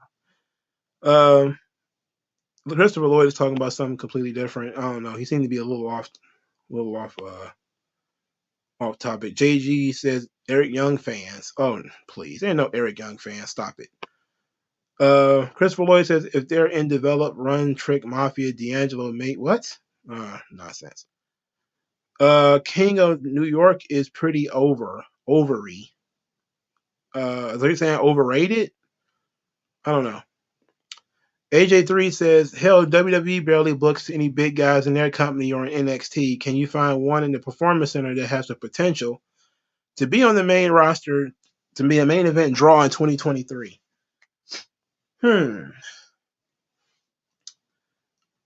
Let's see. If you do something with Von Wagner, then maybe. If you leave him as Von Wagner, then probably not. Braun Breaker is big. He's not tall, though. I definitely think he's going to be the guy. I think everybody knows that. You could have tried something with Zion Quinn. But now, again, Vince is gone now. So now Triple H and Shawn are basically doing the indies, you know, the women and the small men. And it's looking very weird out here. Looking very strange out here in these streets. King of New York was a damn good movie. It was okay. I like Christopher Walken. Big fan of Christopher Walken and Larry Fishburne. You know, that was very good. I expected it to be better than it was, though. When I heard a lot about it before I finally saw it, and I liked what I heard more about it than what I actually saw. I don't know if that's you know, but I did like that movie. I thought it was good. Fresh is great. Have you seen Fresh? I hate Fresh. It's not believable that this child is outsmarting all of these adults. Oh, he's good at playing chess. I'm like, I might have kicked him in his fucking teeth. He's a kid. I hate Fresh. Oh, I hate that movie so much. I hate movies that, you know, where you have these children outsmarting all these adults and shit. Like, you know, like he knows everything. I do like Fresh's friend though, the loud talking Puerto Rican kid. He was fun. You know, he ended up getting killed and shit. That was fucked up. But you know, he was a fun character. You know, he felt more like a kid than Fresh did, you know? He felt more like a kid. He's big mouth kid and got a little something going on. Tales from the Hood, I never liked that either. And of course, we talked about Carlito's Way already. Lorenzo Granger, what are your thoughts on the Mission Impossible movie franchise? Do you like them or have you seen them? I've seen most of the Mission Impossible franchise. I've seen up to Rogue Nation. I don't know how many movies came out after Rogue Nation because I bought Rogue Nation on DVD. I watched it, enjoyed it, don't remember it. So that's kind of how it was. Like the first one, really good. Second one, really good. Third one, don't remember it. So sometimes your franchise goes on so long that I have a hard time remembering your franchise. But I like Mission Impossible. I want to see the new one too. So maybe I'll watch it over the weekend or something. You know, maybe I'll watch it over the weekend. I also said that I was going to watch Maleficent and Cruella to sort of look into how they did the female villains and, you know, to talk about that for the Sunday video. I don't know. I may abandon ship and just watch like Mission Impossible, which is what I can always kick that other one to the side. But I think I want to watch Mission Impossible though, and I want to watch Twisted Metal. So maybe I'll watch Twisted Metal and Mission Impossible this weekend, and then we'll talk about Batman up to that point. If I ever get out of the first season, God, there's so much filler on that show. So much filler. Soraya is making an ass out of herself on Twitter again. Oh boy. Britt Baker. She's making a fool of herself on Twitter. Dude, they eating her alive. Tomorrow there probably will be a video on it. If I get this done, I'll do it tonight. AJ3 said the US title was the original secondary title before the Intercontinental belt was ever invented. This is true, The problem is that it became secondary when Luthez bitched about it. That's when it became secondary, because it was really the main event title of of the Midwestern Minneapolis Chicago territory. It was sort of the main belt because Vern Gagne was the biggest draw in that area, and he was the U.S. champion. When when um, when Luthez began to bitch about it, that's kind of when things started to change. Ike the Don, do you think R-Truth should have been WWE champion when he turned heel in 2011? No, because he was still doing comedic stuff. He was still doing comedy and shit. He was talking to Little Jimmy and all that kind of stuff. You can't have a world champion talking to himself. That's crazy. Top Dog, thoughts on the 80s Saturday night main event? Oh, it's a classic. It's absolutely a classic.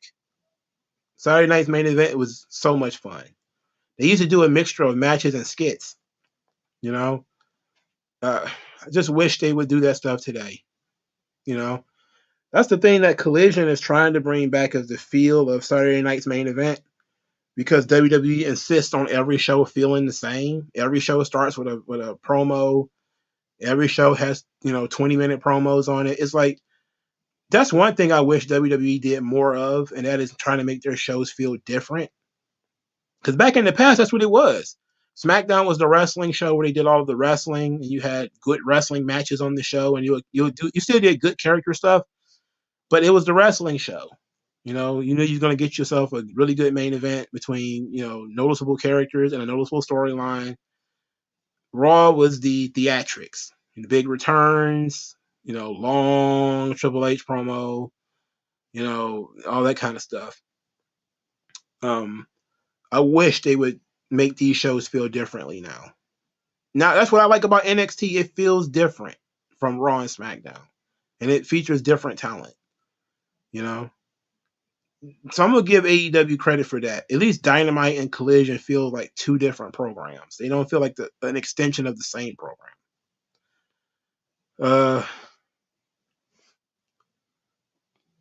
WG Phil says, Mongo, would you watch at least 5 episodes of Power Rangers Time Force to give your thoughts? It has a female lead who's pink, but she's female leader done right. Plus, and the lead is Vernon Wells. 5 episodes? How long are these episodes? If they're an hour, that's 5 hours. I don't know. If they're 30 minutes, 40 minutes, I guess it's 40 minutes with commercials. I'll split the baby. I'll give you 3. I'll watch 3.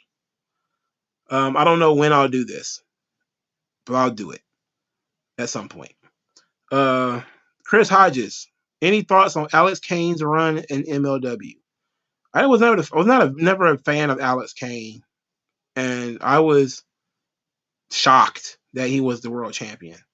Of all the people on the roster, Alex Kane, come on. I haven't watched a single episode of MLW in months, if we're being honest. I just haven't had time.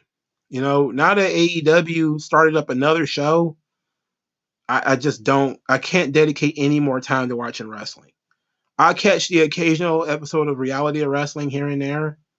But man, I'm telling you, asking me to watch more wrestling, like, I have to squeeze in Impact. If it wasn't, if I have a nasty habit of getting up early on weekends, so that's how I'll catch Impact or something like that. But MLW just never seems to. And now that I saw that he was the champion, I was like, oh my god, why?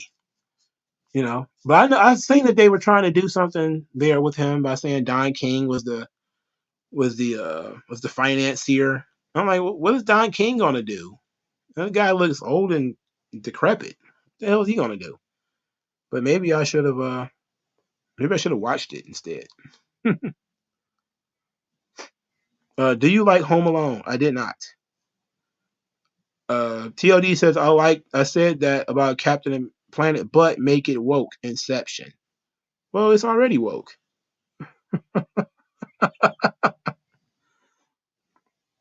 Michael Myers remake in 2018 was good. I don't know. I don't like horror movies, not really. Big E would do well in the Hogan era. I think so too. I think he would have been fine. He would have been fine. And they're remaking shows like Zoe 101 and iCarly shows that were popular with my generation. Well, they're starting to. They pick the bones of the kids who were raised in the 90s and the 80s. Now they're starting to pick the bones of the kids who grew up in like 2003. You're gonna get a grim and like I get so embarrassed when I see all these edgy folks doing like grim and gritty versions of Winnie the Pooh. I'm like, why do we need like a hardcore murderous Winnie the Pooh? Like, why do we need that? Why do we need a new Snow White? Why? Just make some different shit. Make new shit. You know? It's so much easier to make new shit. Um all right, let's go back to the comment section of the 73342. One, what was your first introduction to Jordan Peterson? I think my first introduction to Jordan Peterson was the video where he got famous. Because I was watching a lot of those videos on guys like the Weinsteins and stuff like that as those university students were losing their mind. But then I think the lecture series really kind of opened my eyes like, wow, this guy's fucking awesome. Two, what are your thoughts on Black people being far behind and continue to complain while we can use AI as an innovation tool to be at the forefront of control? I don't look at life as a competition, especially not between races. You know, there's too much difference between people to be competitive in that way. There's too much variance. And now there's I loathe to say cultural difference between Black people and white people, but there is. You know, they just care about different things. You know, Black people they want more and different things out of life than white people do. You know, and you grow up in a different culture. You listen to different kinds of music. You eat different kinds of foods. So I guess you could say it's a cultural difference. So I don't really look at Black people being as far behind, quote unquote, because I don't look at it as a competition. I don't believe that races are in competition. I think people who want you to believe that are usually Marxist, and they want to try to use your racial pride as a means of controlling you. Now, in terms of can Black people use AI to be at the forefront of stuff? Well, it depends. To be at the forefront of what exactly? you know, when you have Black schools that are just dilapidated and fucked, how is AI going to fix that? You know, I don't see it. When a ton of people go into debt, they have to sell their grandma house. How is AI going to fix that? I don't know. And a lot of, if you want to look at Blacks as a economic block or whatever, we have plenty of wealth. We just spend it. We don't invest in shit, and investing in AI to what end? Now, my thing is, there's always things you can do. There's always money to be made, opportunities to be had. Just have to look and see and invest in yourself. And if you want to use Blacks as a group, the first thing you should invest in is other Black people, and invest in Black neighborhoods. One of the biggest problems, I hate to put it this way, is that Black people don't invest in each other. Why let the Arab? You want to complain about all the Arabs owning the grocery stores? Okay, then why don't none of these Negroes buy a grocery store in the hood? Why don't none of them own gas stations? They complain about the Arab. I'm talking about Detroit now. They complain about the Arabs owning gas stations. They complain about the Chinese owning the hair salons and the massage parlors and the nail shops and all this kind of stuff. Okay, well, why don't you guys do it? And then sometimes when people do have that sort of thing, it becomes a hookup situation. This is the only one thing that I kind of agreed with Boyce White, not Boyce White, but Boyce Watkins on, is that I don't believe in playing the black tax. I don't believe in that. I don't believe in that. But it costs a lot to invest in Black communities, and Black people got to do it. If that's the mindset that you have, is that black people are a block and we should be doing better as a group. Like, where is your investment in this group? Like, what is your tie into this group outside of just being black? You know, because if you have no skin in the game, I don't want to hear it. That's like that was one of the things that I had to learn for myself is you go around preaching all this woo woo woo black militant shit. It's like you don't own a school, you don't own a hospital, you don't run any programs in the neighborhoods. None of these kids like you or respect you or are going to listen to you. You don't got shit, you don't own shit. So why are you so attached to the black community? It's like if I would understand it if you own like a string of grocery stores or you own a candy shop. Like my uncle used to own a candy store in the hood. He didn't last long, but he owned one. So he had the opportunity to hire black people. He wanted to work his nephews for free. That's why shit didn't work out. But that was investing in the community. So many black people running around talking about black this and black that. They have no investments in the community at all. And so when you have no investments in the community, you start doing and saying shit like, you know, it's okay to steal from people.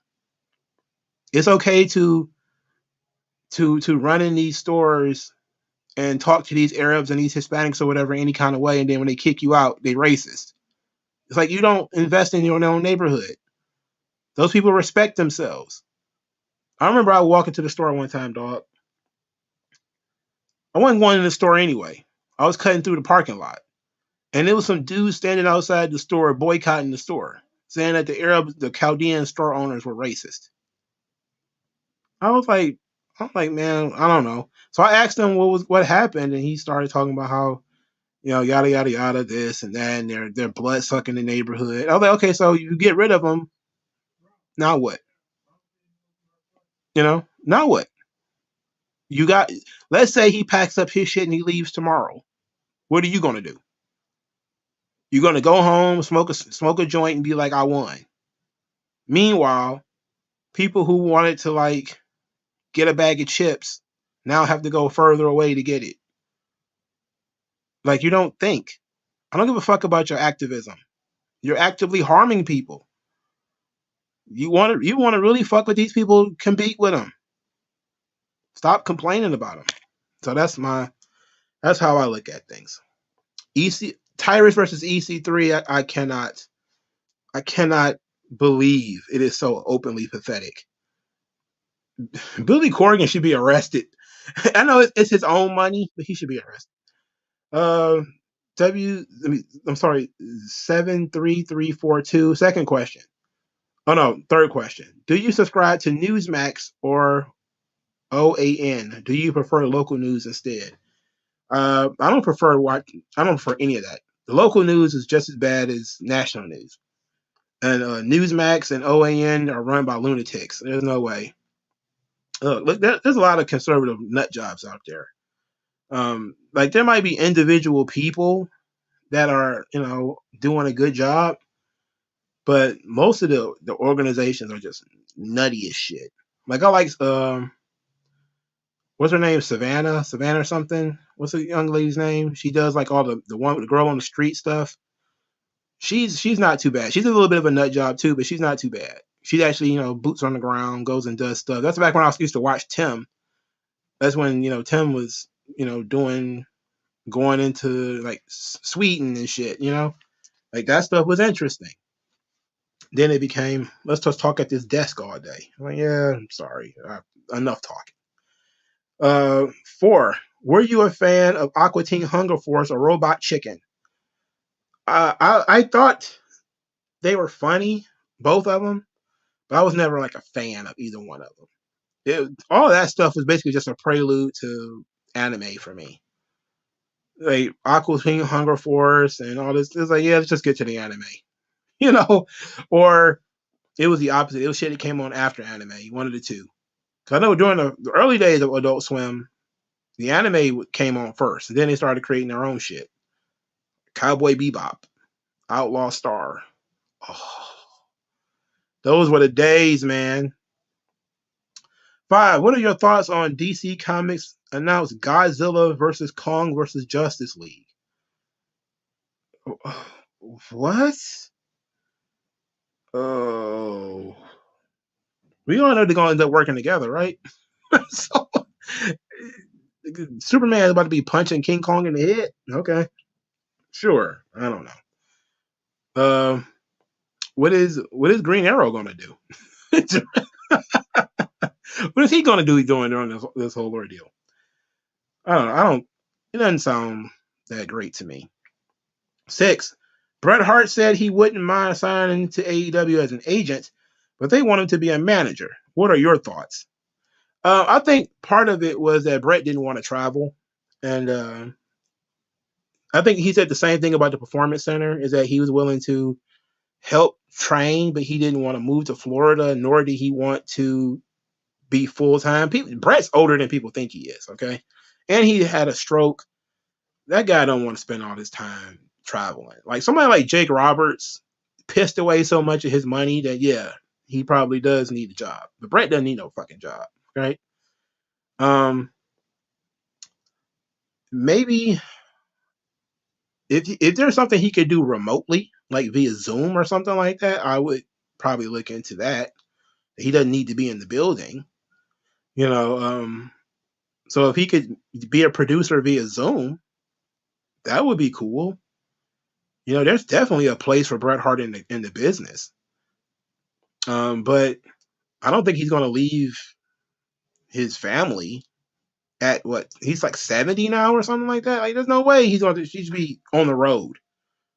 It's fucking ridiculous. Let Jake Roberts do that shit. You know, Jake Roberts old and broke. Let him do that shit. You know, guys like who saved their money or made a lot of money, they ain't got no business, running around with this. I'm surprised Sean doing it. You know, that's one thing that kind of, I think he only doing it because Triple H asked him. I'm surprised Sean is even doing it. You know, most of these guys are just kind of like, look, I put in my time, dog. That's it. I might show up, help y'all out a little bit, but I'm leaving. Undertaker and stuff, like, why the fuck would he do that? Like, no, not no. There's plenty of mid carders that that can handle that. I'm not to do that shit, man. I don't need no job. That's crazy. That's crazy, man. These guys got basically lifetime contracts. They don't need no goddamn job. 7. What are your favorite Jordan Peterson quotes that you took as inspiration? Uh, hmm. The I really liked it when he said you should be a monster, then learn to tame it.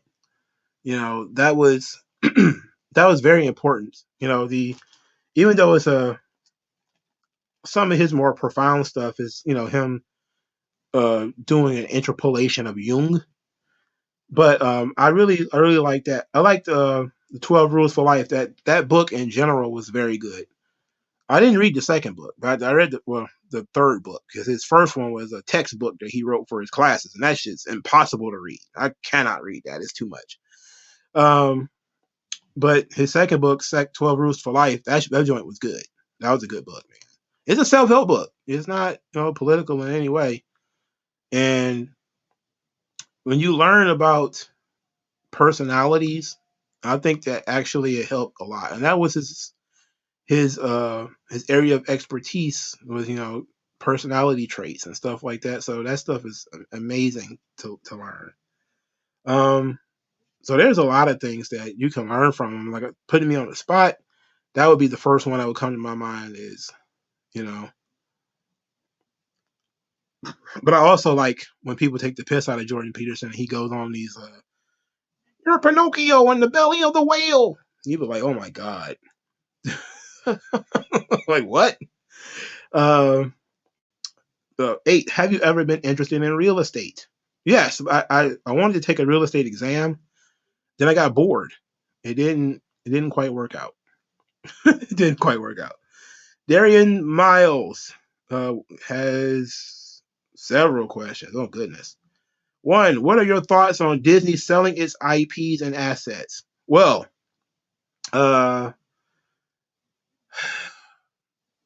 what IPs are they going to sell? That's they've got some stuff that they got from Fox that they probably don't need, but I would imagine they're going to hold on to all of their Marvel stuff. They're not going to let any of that go. They're not going to let any of the Alien stuff go. Not Alien, I mean Predator. They're not going to let any of that stuff go. So, like, what properties do they own that they're not going to do anything with? And they need money, So I'm not surprised that they have assets to sell. They're not going to sell anything major. They're not going to sell anything that they absolutely positively need. I can see them selling some bottom tier stuff that they figure nobody can make any money off of, or that's something that they have no interest in. They're going to overcharge for it. But if you think they're going to start selling like Spider-Man and stuff like that, you can forget it. They ain't about to do that. They're not about to sell like their entire movie backlog or anything like that. They're probably better off, if we're being honest, letting some of that stuff go into public domain and just saying, fuck it. All the Mickey Mouse stuff and a lot of the really, really, really old Disney stuff that they've been fighting to keep, just let that shit lapse, bro.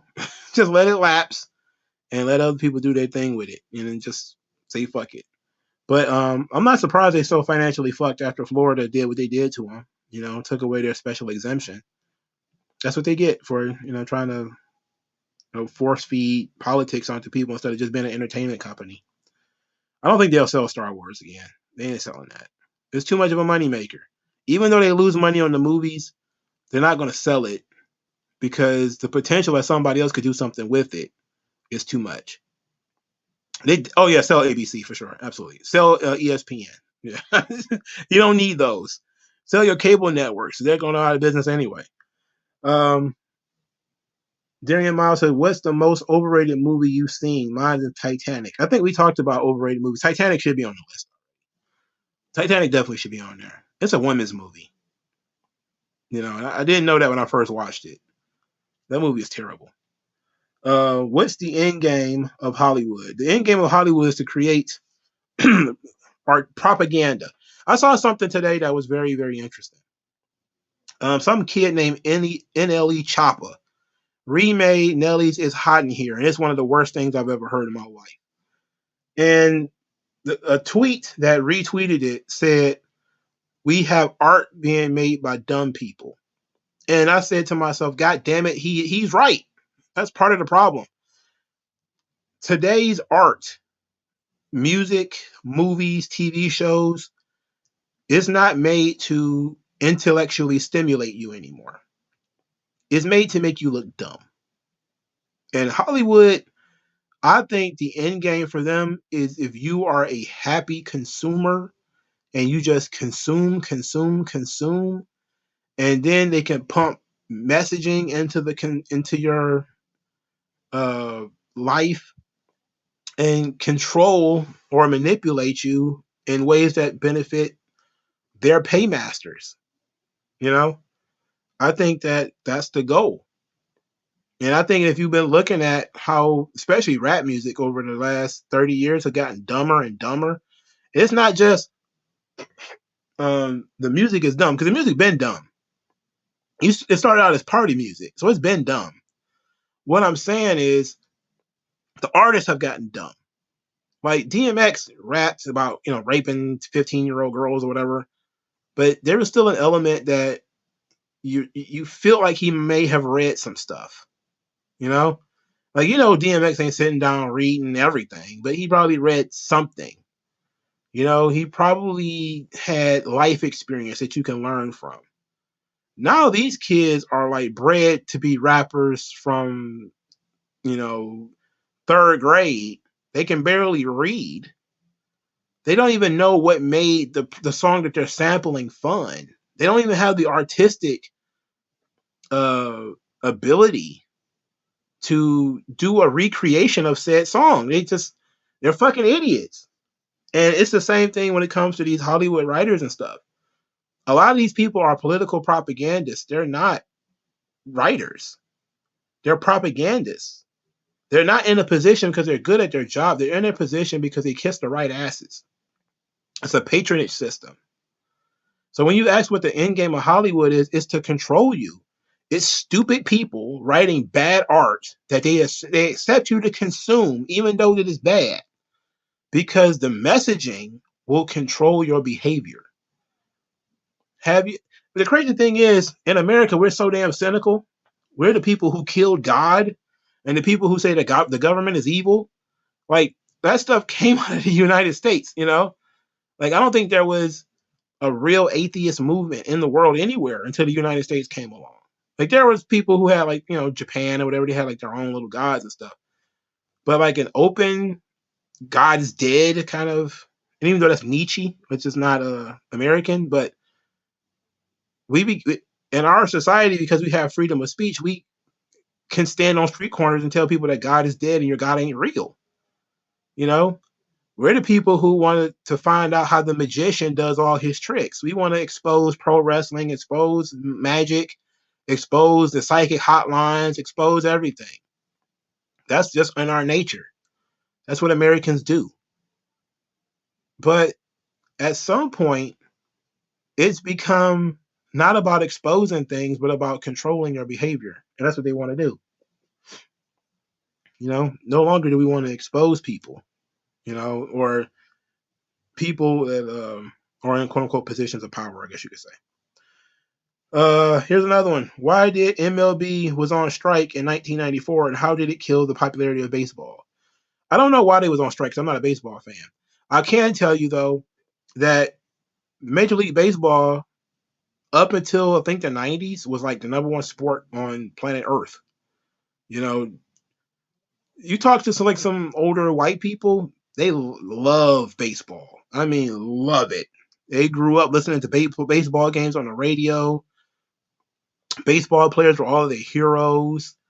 They loved baseball. Hot dogs, popcorn at the ballpark in the middle of the summer. There was nothing better. There was nothing more traditionally American. And then the 90s happened, and then it became NBA, NFL. And I think part of that was the demographic shift towards more blacks getting into the NFL and the NBA and stuff like that. And, the rise of the iconic athlete, the Deion Sanders, the Michael Jordans, these guys who were playmakers on the field and on the court, but also, really great promos like, like Muhammad Ali, except for they played other sports, Here's another question. Have you ever looked at a WrestleMania main event and felt like the match before it should have been the main event? Well, I think there's like 100 times where that should have happened. Triple H versus Randy Orton. Oh boy, that's sad. Triple H versus Chris Jericho. I don't know about the match before it, but that certainly didn't feel like the main event to me. They could have went on fourth. Why do people mix hoism with spirituality? I'm guessing people just want, to feel good about their bad behaviors. That's all. Why do women have kids and still act promiscuous? Well, because they didn't learn anything. They didn't learn anything the first time. So why fix the problem when you didn't suffer any consequences? People respond to incentives. If the terrible behavior is continuing to be rewarded either by male attention or by money from the government, they're going to keep doing it. How come society tear down heroes and icons? That's a good question. And I was just talking about this. The reason why, is to create new ones. You tear down your heroes and your icons to create new ones. Is it? I hate to be too political on this channel. It's not a political channel, really. But is it a surprise that, I was just talking about a minute ago, they talking about replacing the name of Hart Plaza and, renaming it Martin Luther King. They renamed a building here in Detroit recently for Aretha Franklin. The Aretha Franklin Amphitheater used to be called Shane Park. But they're like, Shane, he owned slaves. So now it's Aretha Franklin. Tear down hero to build up another one. You tear down all the Confederate statues to put up statues of, George Floyd. Is that really a surprise? Is it really a surprise that I mean, it's what they used to do in the past.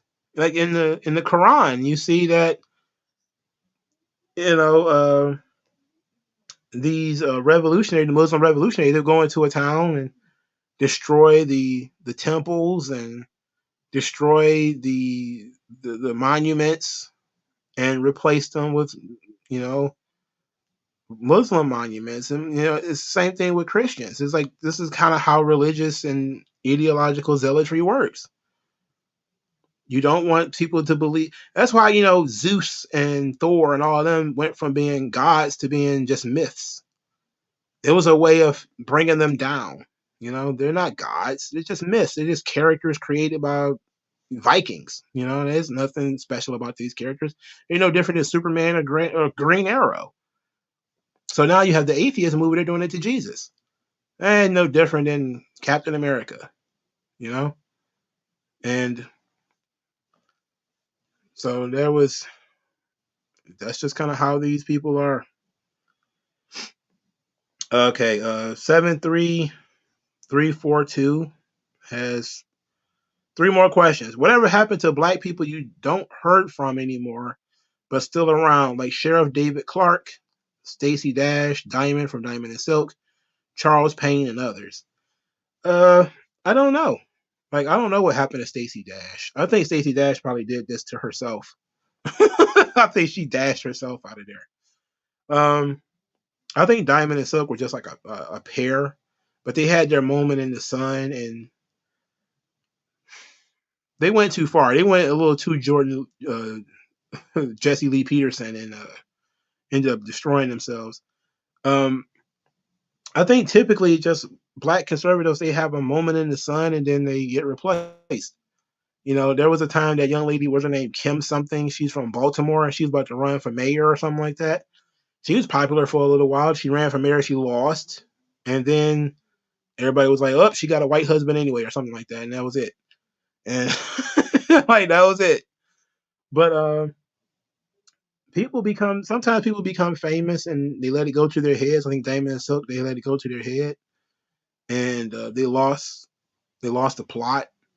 Other people, they were patrons of important folks, and then when those important folks lost their political authority, they lost theirs too. Others like Stacey Dash, she was, in Hollywood. She was a black conservative in Hollywood. She constantly had Dame Dash coming out talking about how we disowned her, we don't talk about her, all this kind of shit. And now look at him, dusted and disgusted. Instead of can't. That's why I don't feel bad about what Jay-Z did to him. Look what he did to his own cousin. He went on too many interviews talking shit about her.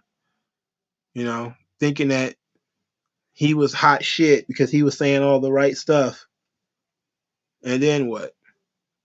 Not everybody say fuck Dame Dash. Second question: have you ever seen any Rob Lowe films? Shit, I don't know.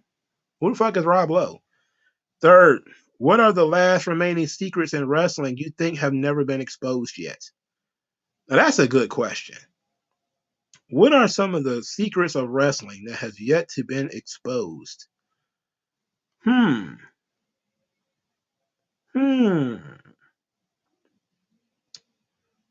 would imagine it would be like some very specific things. Like some very specific things. It would be not anything about the match itself, because pretty much everything about the match itself has been exposed. We know they build trapdoors in the rings, so they can do spots like Undertaker coming from under the ring, or they can break that they do like collapsible stuff so that they can break the ring down for spots like Mark Henry and Big Show. So that kind of stuff we already know. I think some of the more crazier wrestling things that we'll probably never know is maybe the chicks that Vince was fucking. The ones who took money. I don't think we'll ever know these people.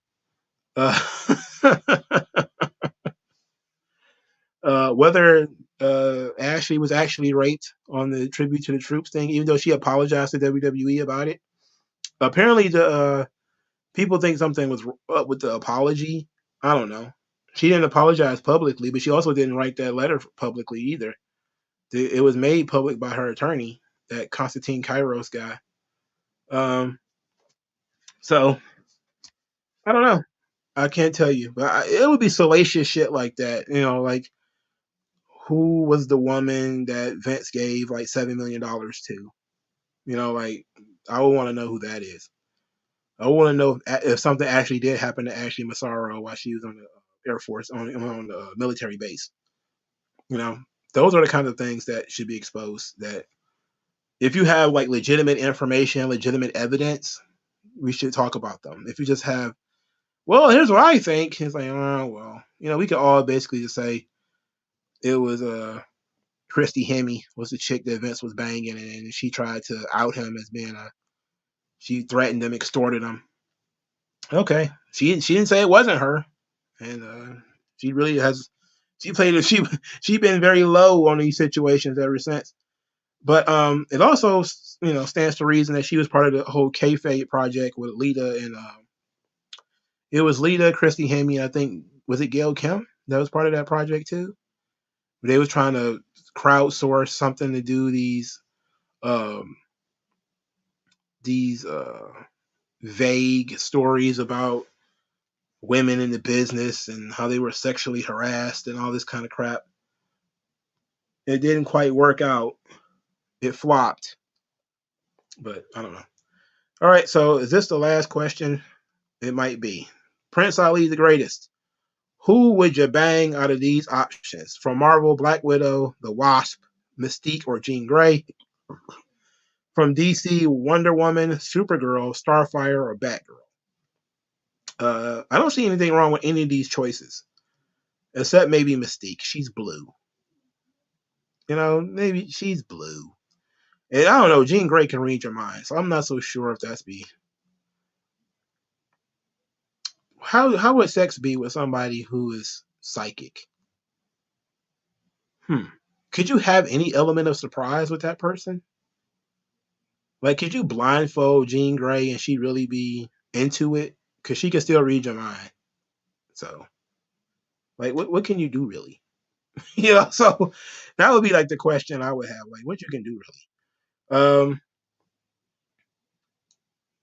Wonder Woman, she's basically bulletproof. So, do you think you could pleasure Wonder Woman? Like, you can't. A bullet can't penetrate that broad. Well, some versions of that broad. Sometimes she's bulletproof, sometimes she's not. Same thing with Supergirl. Like, she's bulletproof. She has all the powers of Supergirl. Power Girl. She is Supergirl. Starfire or Batgirl. Starfire is very sweet. That's different types of Starfire, because Red Hood and the Outlaw Starfire was a whore. That wasn't very good. Black Widow, she seemed like a tease. The Wasp is very nice. She seemed like a high maintenance girlfriend. Like, he can't really afford her. So maybe Batgirl might be the most fuckable person in this list. She seems very normal outside of the whole fighting crime stuff. She seems very normal. She can be touched. She doesn't have any extra senses or, no laser vision and no shit like that. She's not, duplicitous. She's not going to stab you in the back, shoot you in the head or anything like that. And she's not high maintenance. So I would go with Batgirl. And for Marvel, I'll probably say the Wasp. Even though she's high maintenance, she's fairly normal outside of her suit. JG. Who has the worst tattoos in wrestling? Well, that Brock Lesnar tattoo is pretty bad. That Cody Rhodes neck tattoo, pretty bad.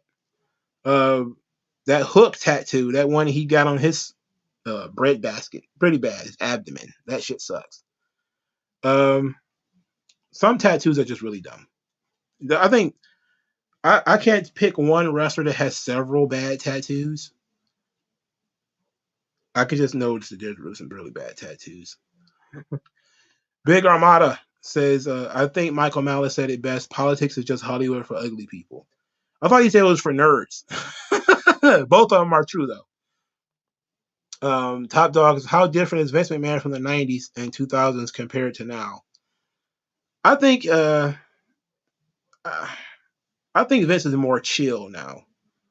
You know, Vince was Vince was live in the 90s, dog. Vince was crazy. I mean, his ideas were nutty. He was nutty. He was on TV a lot, so he was crazy. When he was on TV a lot, and like either as a commentator or as a character on screen wrestling, he was bananas. Ball of energy, just tremendous. In the mid to late 2000s, when he stopped wrestling, he started, being more in the background. He started, I guess, growing up, I guess you could say. He wasn't crazy fun time Vince McMahon anymore. Because I think he just figured he got old. He didn't want to be on TV that much. He would still pop up every now and again and be fun. Do a segment with Steve Austin or do a segment with Shane and Stephanie or something like that. But I think that he realized, I think he became more self-aware, and he became, maybe his ego took a bruise because he got older. Things just couldn't work out the way that he wanted them to. But I think that's the major thing. I think in his brain, he's probably still the same person he was in 1986 or something like that, which is why he went and did this crazy thing with this crazy mustache. Like that's just some really, really weird shit. You'd have never caught Vince in the 90s with a fucking mustache, bro. It's never would have happened, bro. But Vince was a nut from doing the voiceovers for like it's time for the Rumble. Like if anything about Vince, I wish we could still have that at least. Like he could do, it's time for SummerSlam, or something like that. Like that would be fucking awesome. But crazy, Walt Disney on acid, Vince, yeah, that was my guy, man. That's one of the best white people ever, dog. He was fucking nuts. And then over the years, he got crazier, and then he just plateaued. I think Do-Rag Vince was like as crazy as he was going to get. And then I think, the Kiss My Ass Club and all that kind of stuff was before that. He did a little of the Kiss My Ass Club stuff after that. But like Do-Rag Vince was kind of like when he was at his height in the 2000s of being nutty. Wrestling Stephanie and stuff like that. That was before Do-Rag Vince, but he kind of mellowed out as he got older. I think he got humble. He couldn't really do too much without getting hurt anymore. His bumps got even worse. But I think he actually did start listening to the audience. I think 2010, 2011, he started listening to the audience. That led to that really long CM Punk title run. Oh my God. And we're stuck in 2011 right now. We're stuck there. Indie darlings, that's the top guys. It is what it is, man. Thank God he used to smarten up every once in a while and be like, yeah, Roman's my guy. Fuck that. Fuck what y'all talking about. Cena's my guy. Roman's my guy. Randy's my guy. Drew McIntyre's my guy. Big Adonis is my dude. And then he'll occasionally throw you a bone like Daniel Bryan or AJ Styles or something like that. He'll throw you a bone with Dean Ambrose. He ain't gonna be champion forever and then like that. He'll be champion for like 2 or 3 months and then be taking it from him and putting it on a horse. It was great. Vince was great. I don't give a fuck what nobody said. That nigga was great. He was entertaining. And I think that's what his legacy is going to be when he finally dies. There's going to be a lot of people who are like, he killed the territories and he raped a bunch of women. I'm going to be like, he was the voice over for like the Royal Rumble, WrestleMania, SummerSlam. He did crazy stuff. He made the business fun, even though he was making fun of the business, quote unquote. With like the wrestling album, the crazy screwy gimmicks, what a maneuver. Like there was so much of that stuff that I grew up with. That's the stuff I'm going to remember when Vince is like no longer on Earth, period. I'm not going to think about potential victims that may or may not exist. Like it's hard to get offended on somebody else's behalf. Like she ain't offended. If she did, she'd have took him to court. She didn't. So she just wanted to extort him. So that is what it is. So at that point, I'm just like, he was just the mad scientist. And he kind of got a little too much Vince in the early 2000s because he was on the show every week, having random matches with like random people. But how could you not see Undertaker blast Vince McMahon in the head with a shovel? Vince didn't bleed to death, and still not respect what that man did for the business. That's crazy. That's crazy. He didn't have to do that. Like, that was the thing about Vince that used to blow my mind. It's like he used to put so much effort into it, and he didn't have to. So that's like one of those reasons why, like, when people were like, Vince fired a guy because the guy don't want to be, guy got overweight or whatever. It's like you have to realize Vince is like at work right now. It's like 4 a.m, and Vince is like working on angles or in the gym or something. He has like no tolerance for this kind of lazy entitled shit that a lot of these people had going. He's had no patience for it. And since he was out there taking bumps and cutting promos and all that kind of stuff, how can the boss be out there doing it and you act like you can't do it? Vince had his face shoved in Big Show's ass, and you too much to get hit in the face with a pie. All right, take your bitch ass out of here. Go back to the Indies. Go have fun doing when you got Vince pissing on himself in the ring. How do you walk into that company with an ego? Like that's what I'm trying. That shit blowing my mind. Like you're an Olympic gold medalist. This guy's playing a ukulele and singing with a tiny hat on his head, and you come in the building with an ego.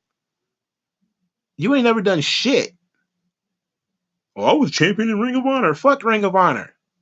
Kurt Angle won a legitimate gold medal in an Olympics. Legit.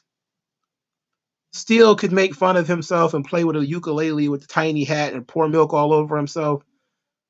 And you're too good to do comedy and to do joke spots? Oh, I got hit in the face with a pie. I'm going to quit. Get the fuck out of here. This man ran around with a do-rag on his head because he got his head shaved in front of the world. That's dedication to the biz. That's dedication to the sport. I love it. All right, y'all, man. It's 10:17. Thank you guys for your time. I'll talk to you guys later. I think you appreciate it. We're going to do a little different next month. Remember that. We're going to do a little bit different next month. All right. I'll talk to you guys later.